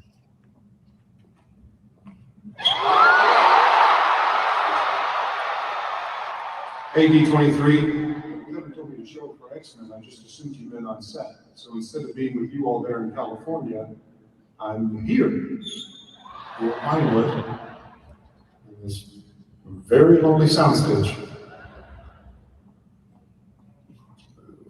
Kevin and I have been talking for years about maybe joining the Marvel Cinematic Universe. I think we finally found the perfect film at the perfect time with characters I care very deeply about. So I'm very excited to be playing the role of Magneto. Wrong again? Right. Even better. Nathaniel Milbury. So, I'll be right here. I love that. Bruh. Just waiting for everybody to show up. Enjoy your weekend, D23. Should have been Magneto. He should have been Magneto. He should have been Good Magneto. Actually, no, I like him That's better right, as Adam Mr. Sandler Sinister. is joining. You know what? Michael Fassbender, those are some big shoes to fill too. All right, so that's the announcement. What do we think of this cast? And I have some other things to share. Other than Cyclops, which I don't know much about the guy playing Cyclops, so I'm my opinion is out on him. Everybody else I think is pretty nice. I think love so. Indy, I was rooting for her and she got it. I mean, Emma Frost, they couldn't have cast anybody better for Emma Frost. I'm sorry. That chick is blazing. The actress playing Storm, perfect look. I feel like they're trying. Yeah. I love the the same way casting. except for Christopher Abbott. He's gonna have to prove himself, but I like everything else. Yeah. I appreciate I that there's love a the bunch casting. of new They names do here. all have like really big shoes to fill. And what will sell me more on this casting are their suits, because I want them to look amazing. Show off the ladies' curves. Like let's do it. Go all in. I really want their suits to do good. Or to be good. I love that they hired really attractive people. And I show them off. Don't cover them up, please. But there's already controversy over Maya Boyd, who's not as well known. I guess she's a Broadway actress. She's a Broadway actress, yes. But look at her though, man. Yeah, Which one's that? She's Storm. perfect. Oh, I think she's gorgeous. perfect. I appreciate she's not some Just well-known don't actor. uglify her Like, in the finally, movie. new Just- actors. Put them in the mix. Guys, you realize they could have cast Cynthia Erivo as Yes. Storm, but we got this What do you chick. think of this? This is who they're Just playing. don't give her a weird haircut, please. Give them Yeah, these how exact good was she costumes, look? please. How good was she look in a mohawk? Guys, No, I can't no believe mohawk. it. It's the MCU all over again. Here we go. Only two guys in Oh, there. but that's what's great about the X-Men is it is organically very diverse, cast. Yeah. Which I like, and strong characters. And they have a really like deep this. roster of different of all different kinds of characters. Yes. But are they going to lean into these wild costumes? And I love want them in the her Navarrete. Yeah, Do she you is. think the response to Deadpool and Wolverine, when we finally got to see Wolverine's comic accurate, I mean, the response to that was awesome. I mean, that's what we wanted this whole time. And then in the first movie, they make a joke about it. You actually go outside in these things when they're all in like the black leather. Yeah. Cyclops said, what do you want to wear? Yellow spandex? Yes. Right. Yes. Yes, we want please. the Well, yellow here, spandex. speaking of that, I mean, now even we see that. they even had Gambit, whether or There not you is like Channing this- Tatum. this he even quick had his comic announcement accurate one. from Hugh Jackman here. Dude, I don't want to do this. Just do it. I've already done filming. This is Do silly. it. Or maybe the next one is called Deadpool and Spider-Man and literally everyone except Wolverine. Who are you? Like, what? That's both hurtful and spiteful. Ask the question. Why are you sitting? Hey, Kevin. Hey, D23. Hope you're all having a great time. I just wanted to check in, just totally unprompted, and just wondering if you might need some help. Rounding out the cast. Rounding out the cast? Dude, they've got like 28 people. Why the hell do they need Because us? we're the golden ones. We're special. We're not special. Now follow the fucking script. Okay. So anyway, if you guys need some help rounding out the cast, I'd love to join. And I don't know, I might be able to convince Ryan to appear in Avengers Doomsday, but no pressure. I hate you so much, man. I know, me too. Who is gonna play Wolverine? Can I say something? Henry Cavill. Yeah. The cavalry. The cavalry. Please say something. I feel like the entire first X-Men trilogy was about Wolverine. And then post that, Days of Future Past was awesome. Wolverine had his own movie, The Wolverine, which was amazing also. I kind of want the X-Men to be more than just Wolverine. I feel agree. like that It should be as cool as Wolverine. And it impacted the other characters. I want to see more of Scott. I want to see more of Jean Grey and the team. I agree. And I want to see another Wolverine. I don't even want to see Wolverine in this movie, to be honest. Yeah, with you. I don't. I'm ready to wait for Magneto too. Like I'd be fine with the building up to him. I agree. And Lee Pace is a name that's been floating around, which I think would be amazing. He's great. Henry Cavill has been floated around. At this point, we're never going to get the Blob. The Blob was great. The Blob was, what is that, issue 2? Was that first 10 issues of X-Men? Well, we got the Blob in the Wolverine movies, right? One of them. But it was not. I want true screen accurate Blob. That'd be a good gender swap. Oh, not a world of those. Cast Lizzo as the Blob. Wolverine, I don't really care about the X-Men. I hope you guys get this a good casting. movie, but let me know when Wolverine is brought into it. Right. No, I love this casting, and I hope they go down different roads. Like you said, Elaine, like it was the X-Men movies were very Wolverine centric. I mean, I as a kid, I liked Scott Summers' Cyclops because I wore glasses at a young age, and he wore glasses, and he was a kind of a tragic figure because if he took his glasses off, he could hurt the people he loved. Like they never got into that even in the movies, not at all. So I hope they just go into other areas of the X-Men that are unexplored. So I think it'll be very different. This cast, they have some tough shoes to fill as well. You know, I mean, I think we kind of forget about the last generation. I thought James McAvoy and Fassbender and really the entire cast did a pretty good job. Those were great movies, the first two. I mean, Dark Phoenix was dog water. First class is great, but this is going to be very different. I think it's going to be very Gen Z. It'll be very Gen Z. I hope it's not Gen Z. What are you talking about? I'm just saying, that's not a good thing. James McAvoy and Michael Fassbender were the best of those. They were. But I do think the younger kids, like I didn't like J-Law as Mystique. Never worked. I wanted to have normal Cyclops. hair. I thought he was And decent. the fact that she refused to do like the Mystique makeup, like towards the end, And you're really, Magneto. was really What- frustrating. What do you think about the rumors of Hunter Schafer playing Yeah, her Mystique? PR Like, team you know, or I his put out a PR team. post earlier where I said, I'm not willing to die on that hill with Hunter Schafer. Like, if they cast her as Mystique, fine, or him, whatever. If they cast him, fine. They don't, fine. I like what they've done so far with this cast so much that if they do cast her as Mystique at this point, I don't care. Like, I just don't care. And also, I don't even think we're getting Mystique this early on in the series. To be honest with you, I doubt Mystique will even be in this movie. I mean, they've got to deal with in this X-Men movie coming out in 2 years, under 2 years now. They've got to deal with some kind of redemption for Jean Grey. Yeah, I want them to really focus on those members of the team that kind of been on the back burner. I want to see more of Rogue for sure. And yeah, Scott and Jean Grey. I want them to really dive deep into these characters, and then we can explore Magneto and Mystique and other things. So I'm excited that they're going with a different villain. I'm unfamiliar with Mr. Sinister. Is that The fact that Mr. Sinister is going to be in the film, they're going to focus heavily on Jean and Scott because Mr. Sinister is literally their nemesis. So I mean, Adam Driver is great, so I'm excited for that.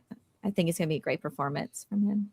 Yeah, well, I do think Adam Driver. He's going to be a one and done villain, and he probably did not want to sign up to be Magneto because you'd be committed for a decade of playing that character.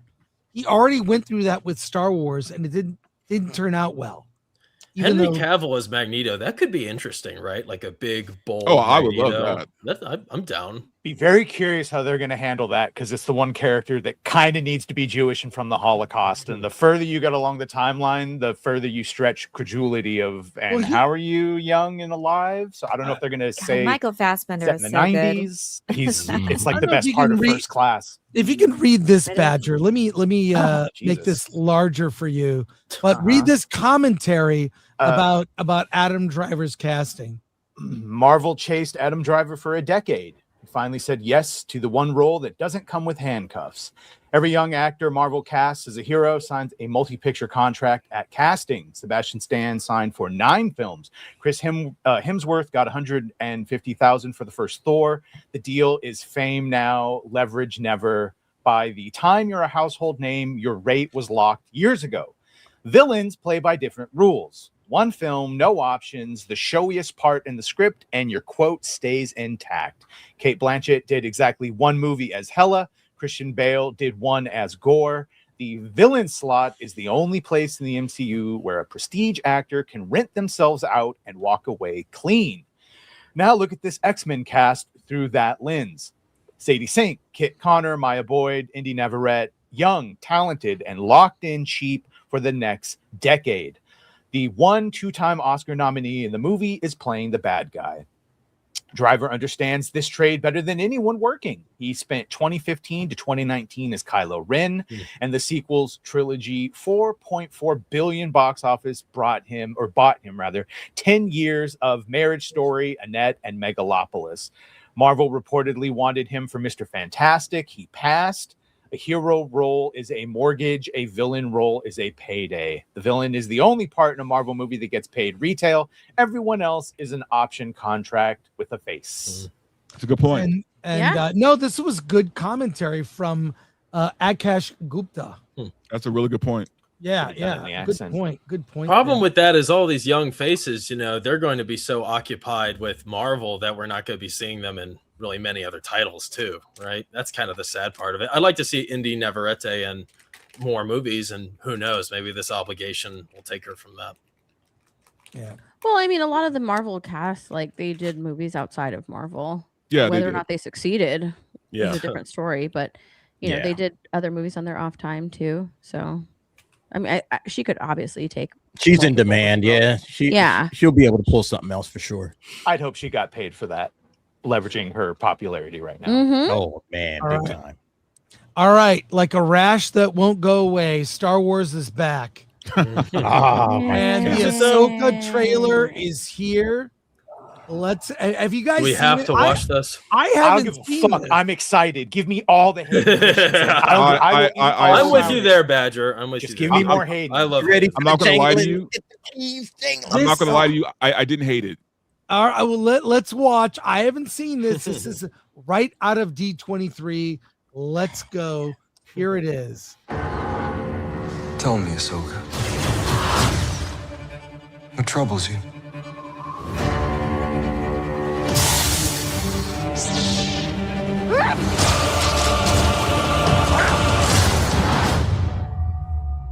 I'm always walking by your side. Citizens of the glorious empire, I have returned. I took an oath to protect the empire. I therefore declare war on the Rebel Alliance.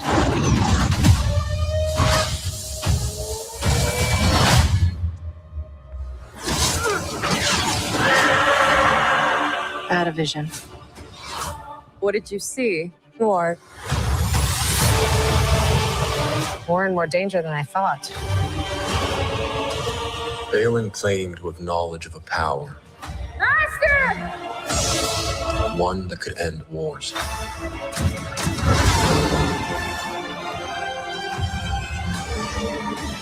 A long time ago, I walked away from the Jedi. This is your trial, Ahsoka.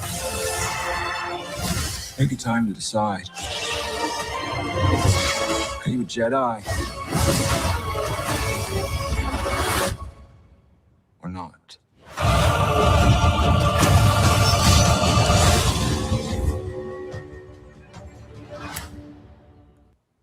Well, what do we think? My arms are folded. I don't. Is Slow clap. No Grogu. Where's Grogu? Slow clap. Yay. Where's I Luke will say Skywalker? it looks better than the first Where's season. Luke when all of this is going on? Yeah, exactly. So Anakin's like, I'm always beside you. Watch. Like, where was he watching his own son? Hashtag not my Thrawn. Yeah. Yeah. If you get You rid know of what? Sabine, I'll boost it 3-4 points. Just get rid of her. If they kill her off, yes, absolutely. I'll dance. I am excited, okay, about the Latino takeover of Star Wars. All right, Rosario Dawson is super excited about that, and I'm getting on board with All Ahsoka right, well, season 2. I got a whole story if on it that. leads to the Latino takeover of Star Wars. The honest answer, because I would keep everyone seeing this, is why isn't Anakin talking to Luke? Because Luke's not his fucking Padawan. Ahsoka was his Padawan. Luke has Obi-Wan. And then at a certain point, even Obi-Wan stops talking to him. But yeah, he should be here doing the star of this, but you know why he's not. Okay, Yeah, I we just know why. That's is the problem. Ahsoka That's the always most been the problem in documented my character? opinion. Sorry, Elaine. Go ahead. Oh no, Yeah, I just feel like she I'm is. tired of seeing Ahsoka. I'm tired of seeing even Anakin and Darth Vader. I've seen him so many times in visual media. I want to see Luke. We are in the time of Han, Luke, and Leia's time. We've been in this time period for a long time. In their prime, it should be focused on them. And time again, we're on side characters that should be dead, by the way. And I just don't care. I want to see Luke being Luke. And we're also, in the yes, time Luke where was he's Yoda's around and we're Padawan. not seeing him. And we're not seeing Thrawn, the most. And Timothy Zahn has nothing to do with the show. And he's the one that created the character of Grand Admiral Thrawn. Dave Filoni's not smart enough to write for this character. And again, we're just going to get more of the same. He's an idiot, and he does not evoke anywhere close to the same energy and intelligence and having that sinister vibe. I mean, he was sitting there with his legs crossed. I'm sorry. I don't get any sort of evil vibes or anything that makes me worried. I know how this is going to turn out. Ahsoka's going to live because she always does. She will never die. I'm sure they'll rewrite that from canon because it's Dave Filoni's favorite character. It's his fantasy character. Yeah, this is Dave Filoni's created character. He his loves girlfriend. Ahsoka. You know, the This guy is that Dave plays Filoni's Thrawn, his character. voice is so good. I really enjoyed his performance in Rebels, but he just doesn't have the look. You know, it really didn't work. I appreciate that they tried it. Like, you know, you took some creative liberty there, but it just doesn't work. He's not imposing. You know, he's not intimidating like his animated and, you know, literature character. I don't know why they didn't just cast Mads Mikkelsen to play Thrawn. Yeah, there you go. Yeah. Thrawn's looks supposed to be just like jacked. him. He's supposed to be in peak Or Henry physical and Cavill. mental, you know, Henry condition. Cavill was my choice. I don't know about that one. But Thrawn was not supposed to be. They introduced him in the time of, well, he was a character introduced post Return of the Jedi, Yep. and Yeah, they have a prequel book. It should be Heir to Oh, the what is Empire right now. Yes. It should be him returning after being in the unknown regions. The whole story is that had he not been in the unknown regions, conquering civilizations for the Empire, they would have won the Battle of Endor. But because he wasn't there, because the Emperor died and his battle meditation ended, that they lost. So now he's going to come back and be the big bad. The problem is Luke and the big three are supposed to be fighting him. I mean, not Thrawn Ahsoka. should be like Moriarty. Like, Yes, he should be as far as tactically relevant- genius.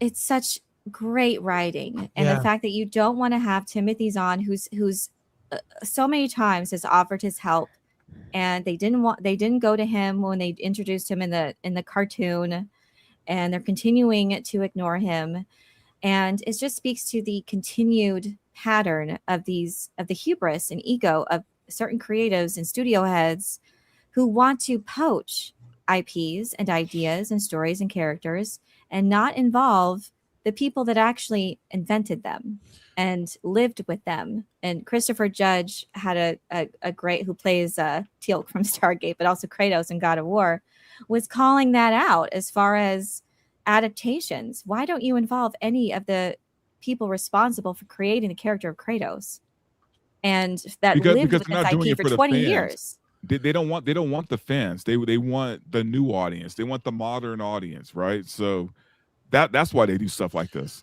What they did with Thrawn, though, and what they did to Timothy Zahn regarding the animated version of Thrawn was pretty despicable. They already wrote the show with Thrawn in it, and they never told Timothy Zahn. And then they brought him to Lucasfilm and presented this to him. What was he going to say? Because they realized the funny thing about a lot of these IPs that people don't think about is when you write a Star Wars novel, the novel isn't yours. It's work for hire. And we see this on Star Trek all the time now, especially with modern Star Trek, is like, for instance, the entire backstory of Rebecca Romijn's character on Strange New Worlds was stolen from Dorothy Fontana's only Star Trek novel without accreditation. They never gave her credit for it because they can. Their idea is, well, we own this book, so we don't have. But when Dorothy Fontana wrote that book, by the way, DC Fontana was one of the architects of the original Star Trek. She's passed away now, so she can't defend herself. But when they take this material, they just think we can take whatever we want. But the people that were writing those books never thought that they were going to be adapted into film or TV. They would have added that to their contracts. So what they did with Thrawn was they kind of ambushed Timothy Zahn. Timmy also took the check and rewrote all his Thrawn books to fall in line with Disney canon. He did, because what are you going to do? I mean, he's not going to stand on ceremony when there's money to be made. Sure. But still, what they did was help too. He offered, like, if you want any help with the show, please call me, or they don't answer his calls. So yeah, he just takes the job they want to involve him in, I guess. What can you do with that? Because he was trying to be protective of his character as much as he could be. It just sucks because we'll never get a proper heir to the Empire. That should have been, or a version of that should have been Star Wars sequels. But it'll be done by a fan with really good AI or some masochist like Theory who fucking spends $1 million making these things with actual CGI. But yeah, you won't get it from Disney. No. We haven't heard from Alan Ng about they're already doing Heir to the Empire. Not enough by the way. Asian representation, right? Completely Filoni's version. My question though is if Ahsoka represents Latino representation, then what was the animated series? What was she then? Right. Right. Well, let's actually let's show that clip. This is a really interesting clip that surfaced. This is from D23, and it says Ahsoka star Rosario Dawson praises the Latino takeover of Star Wars is stunning and beautiful. I don't know. I like inclusion. I like different kinds of actors. Why does it always have to be like made as some sort of big achievement? I think I like Rosario Dawson as an actress. I've always liked her. So let's see what she has to say in this. What does it mean to be able to do that, and also to do that for us girls of color in this world? Giant, absolutely giant. And, I love the Latino takeover in Star Wars. It's been really stunning and beautiful.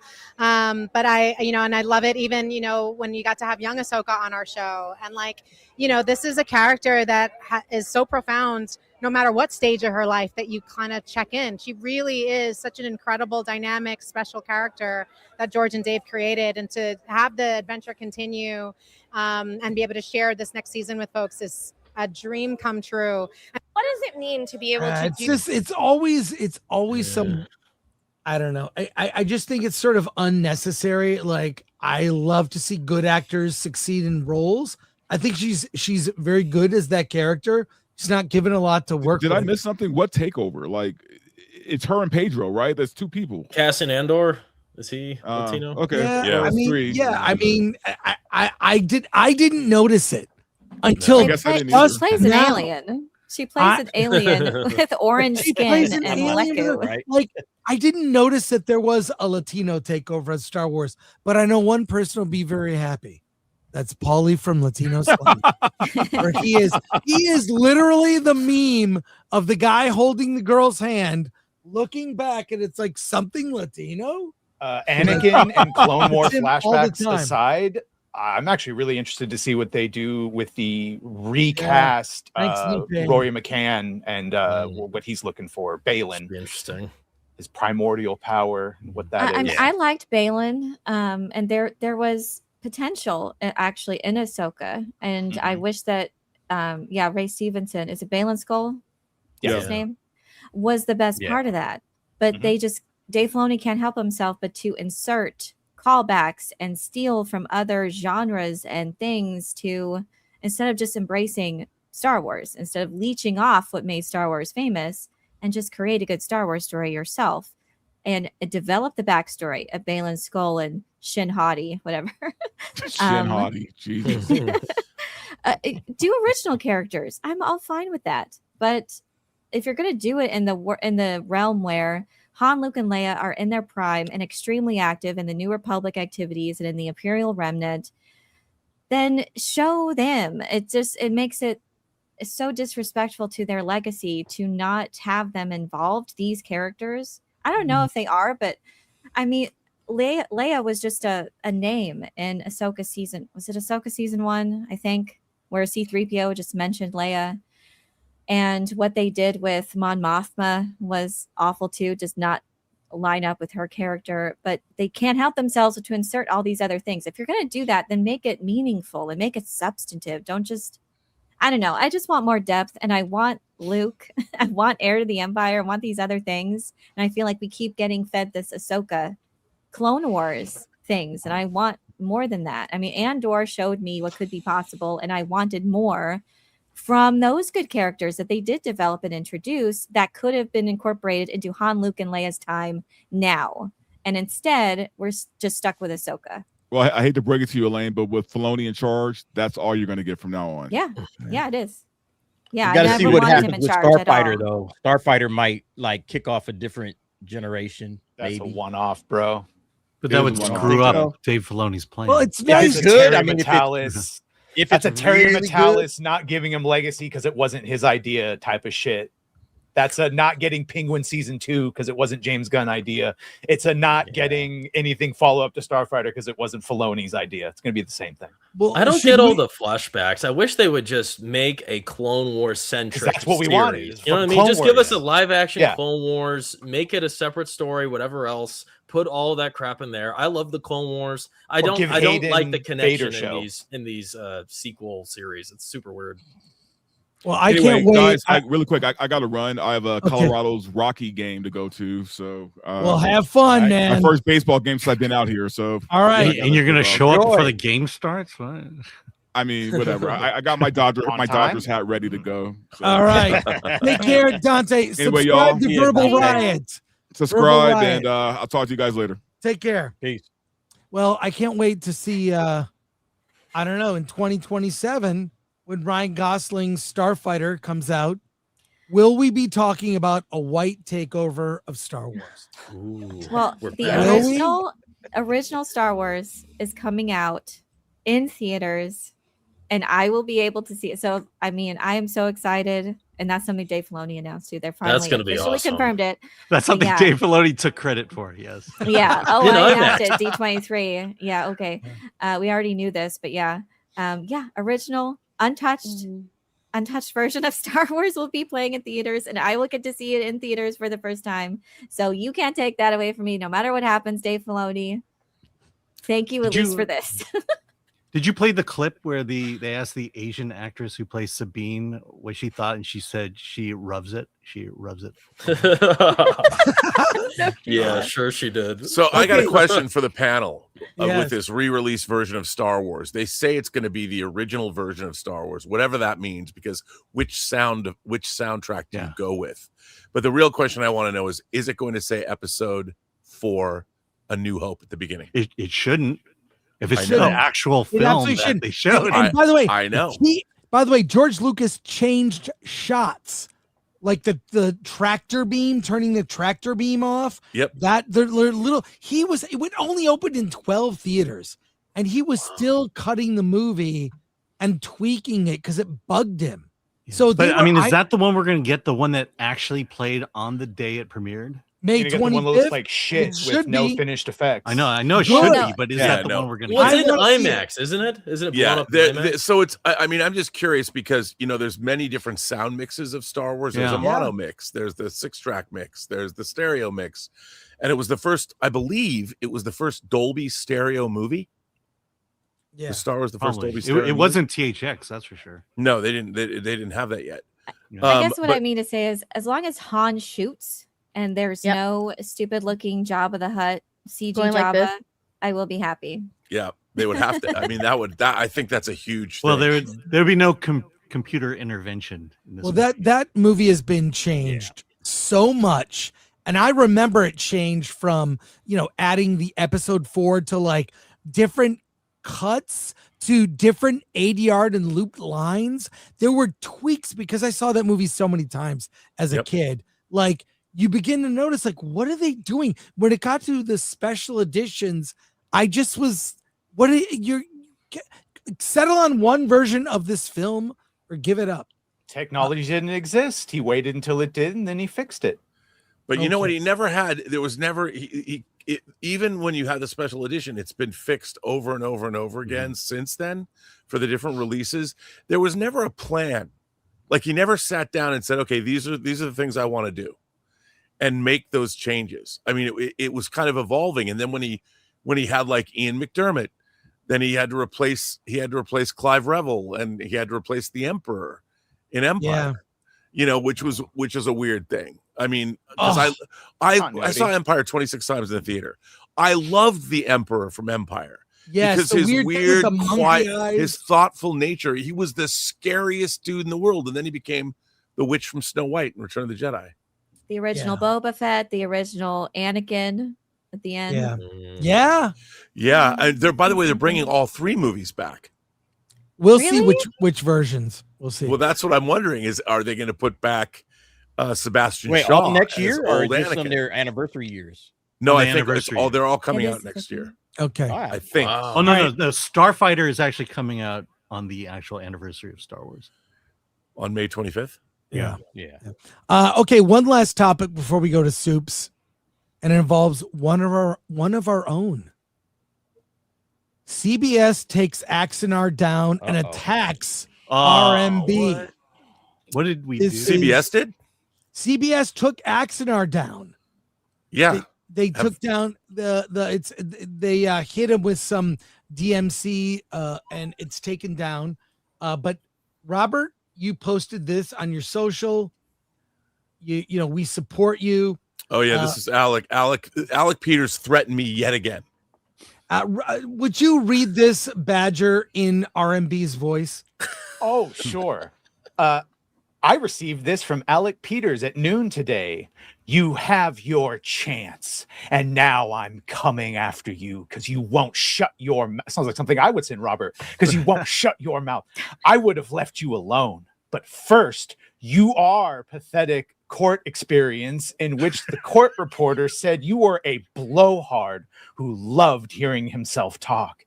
And then you committed tortuous interference, tortious, yes, with a contract by going after John Ottman, who I had a signed contract with. And then your little stunt with Chris Gore. The one thing you should be paying attention to is how I destroyed Paul Jenkins and how he is now over $1 million in debt to the lawyers he conned. And of course, he owes me $300,000. I guarantee you that that's going to be you. I'm coming after you, Rob, because you're too fucking stupid to just shut your mouth and go away. This shall serve as official notice of my intent to serve you a lawsuit in federal court in California. You're on notice that you are able to preserve any documents, whether written or electronic. I mean, you go scroll down a little bit so I can see that. Scroll. I know that's the way. That's Destruction of any of these constitutes whatever he said. A crime. Yeah, there we go. Yeah, Now, correct me if I'm wrong, but this sounds like a threat. It's a lot of grammatical errors. A lot of grammatical. I know. It is. I'm a glad you threat. had Grammarly on when. It is a threat. And speak. you know, Alec Peters does this. He has a long history of threatening and using lawfare against people. He took 2 legal actions against me. He sued me in Georgia. I haven't worked in Georgia. We never had dealings in Georgia together, but he sued me in Georgia, which, by the way, is if you sue somebody in a jurisdiction that isn't valid, isn't legal, it's against the law. You can't do that. But the thing is, you have to defend yourself. So I had to hire lawyers in Georgia to defend myself to the tune of about $30,000, which I didn't have. Here, we just learned that they took Axanar down. So let's watch some of this as much as Well, we by the way, it's back up today, as of today. Is it really? Yeah, it's back up on his new Aries Studios channel. Okay. All right. So do we need to watch this? Let's a little bit. What is that from? This is from YouTube. Hey everyone, it's Alec on the bridge of the USS Aries. Well, the lawyers at CBS are doing everything in their power to cancel Axanar. On Friday, we received a DMCA takedown notice from CBS for The Gathering Storm on our new website. Now, we had to take it down and have filed a counter notification, which means The Gathering Storm will be down for exactly 10 business days. At that point, since CBS and Paramount are barred from any remedy other than arbitration and will not be allowed to file another lawsuit, that's not true. We will be allowed to return The Gathering Storm to our website in Axanar On Demand, the Axanar streaming and download service our tech guru Lee created. Now, why are the petty little lawyers at CBS and their henchmen at Lobes and Lobes so insistent on canceling Axanar? Well, quite simply, in their own words, Axanar is too good. They know that Axanar is more popular than the Star Trek we have been subjected to the last 10 years. I agree with him.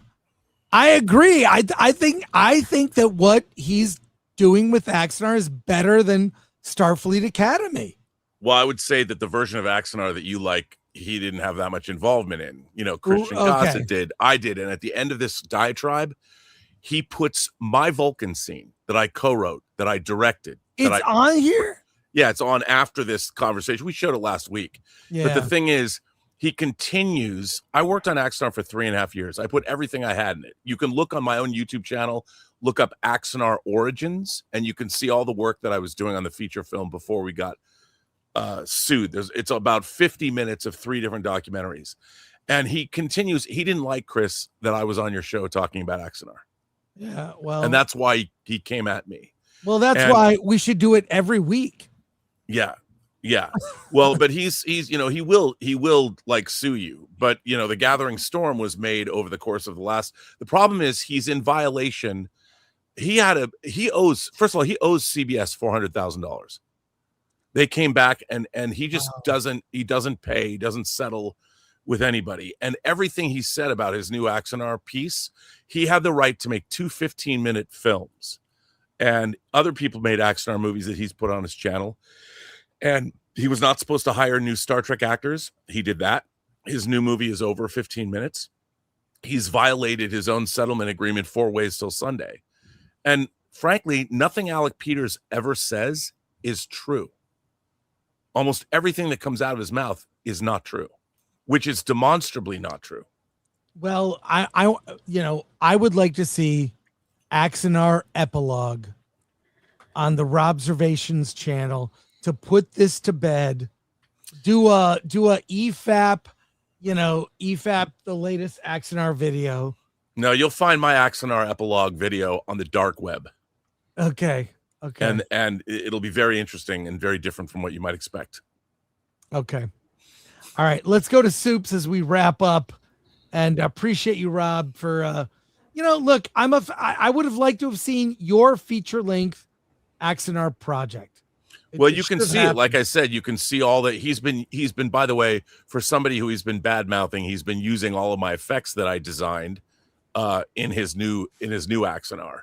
But you can see everything I was doing on it's called Axanar Origins. There's part 1, 2, and 3. And you can look through and see all of that, which I did, 9 years ago I made those videos? Wow. Let's go through, and if anyone needs to drop off because we're past our normal time, let me know. Ricky Bobby for 1,000 jewels. Shout out. Goat trophy. Albert Not a Retro for 5.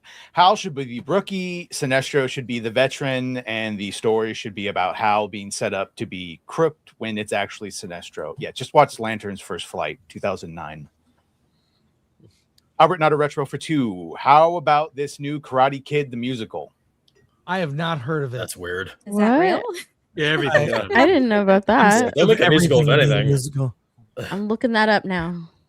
Albert Not a Retro for 10. YouTuber straight out of Latveria does not care for the way he is being disrespected in this new Avengers movie. You should have him on sometime. Straight out of Latveria. Okay. Pookie Malibu, member for 25 months. Mid excitement since there has been no real Doom threat buildup in the last phase. True. Exact. Yep. GraphWeb for 2. In the name of all that is holy, hashtag cancel Disney Plus. Thank you, GraphWeb. Thank you. Hammered it home with 2 jewels. Albernata Retro for 5. Thanos created first by reversing time to fix the Mind Stone. By the way, alternate universes have always existed. Check out What If Volume 1, Issue 1. I love the What If series. Love those. Naveen, member for 19 months. I'm cautiously optimistic about Doomsday. Same. Security G for 2. Javier Bardem should have been cast as Doom. Oh, that would have been great. He would have been great. You got to see his face, though. GraphWeb for 2. This segment sponsored by hashtag cancel Disney Plus. Axel's Abode, member for 24 months. Not sold on the cast except weaving for reasons. Okay, fair. Mr. Saturn for 2. That applause sounds like it was added in post. WTF. Sure. Albert Not a Retro for 5. Write it down, mark the time and the date. Albert Not a Retro says X-Men will be a bunch of girl boss garbage and absolutely suck. Make note of it. You're probably right. I think absolutely right. The comic, to be fair, is full of girl bosses. That's part of its appeal. Yeah. The Gist with Jared. 10 jewels, just says W. Grolgar for 2. Cyclops will be biting Iceman's pillow. Just watch. We'll see. Yikes. Albert Not a Retro for 10. Bring back McAvoy and Fassbender as Xavier and Magneto. Make Magneto an escapee from Genosha who meets Xavier and McTaggart while they are working for Amnesty International type group. Albert Not a Retro for another 2. Can we have a Canadian actor play Wolverine, please? That would be great. Snakes and Funerals, member for 42 months. I'd rather watch Deadpool 4 than Avengers Doomsday. Garbage Man Grizz for 1,000 jewels. Loot box. Movies America for 5. It's charitable for Navarrete to lower herself to a big studio movie after Obsession, which will always be worlds better than this X-Men movie. Yeah, I agree. But, actors got to work and make money. Yeah. Live their lives. RAG for 5. Magneto could be an Ethiopian Israeli who survived October 7th. That's a way they could go. C Black for $4.99. Didn't Peggy have a family before Steve went back in time and changed everything in Endgame? Yep. Yeah, true. And that's why we have Doomsday. Coach sipping Jamba Juice for 10. Crazy thought.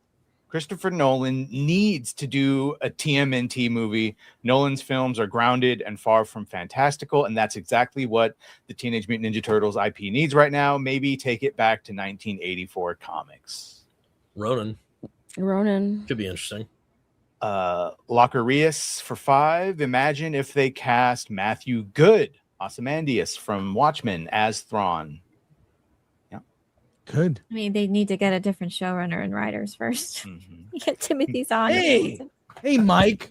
Mexican Iron Man for 20. Green Lanterns has been my favorite DC character since I was 6 years old. So sick of this HBO mental masturbation of my beloved DC characters. If they wanted a buddy team up, there's a great Green Lantern Arrow team stories. That would have been cool. Also Green Lantern and Flash. Thank you, Mike. Lammen for 65 Swedish kroner. The bigger news was Jerry confirming they working on Depp to come back as Jack Sparrow in Pirate 6. No way you can make the movie without Johnny Depp. True. But the Margot Robbie's going to be the star. He's going to be like a side character. So we'll see. If he comes back. Thanks to our mods, Lord Thoth, MK Solid, ADL is 24, Olo Leakway on Rumble. Let's go around the horn. Everyone plug your channel as we wrap.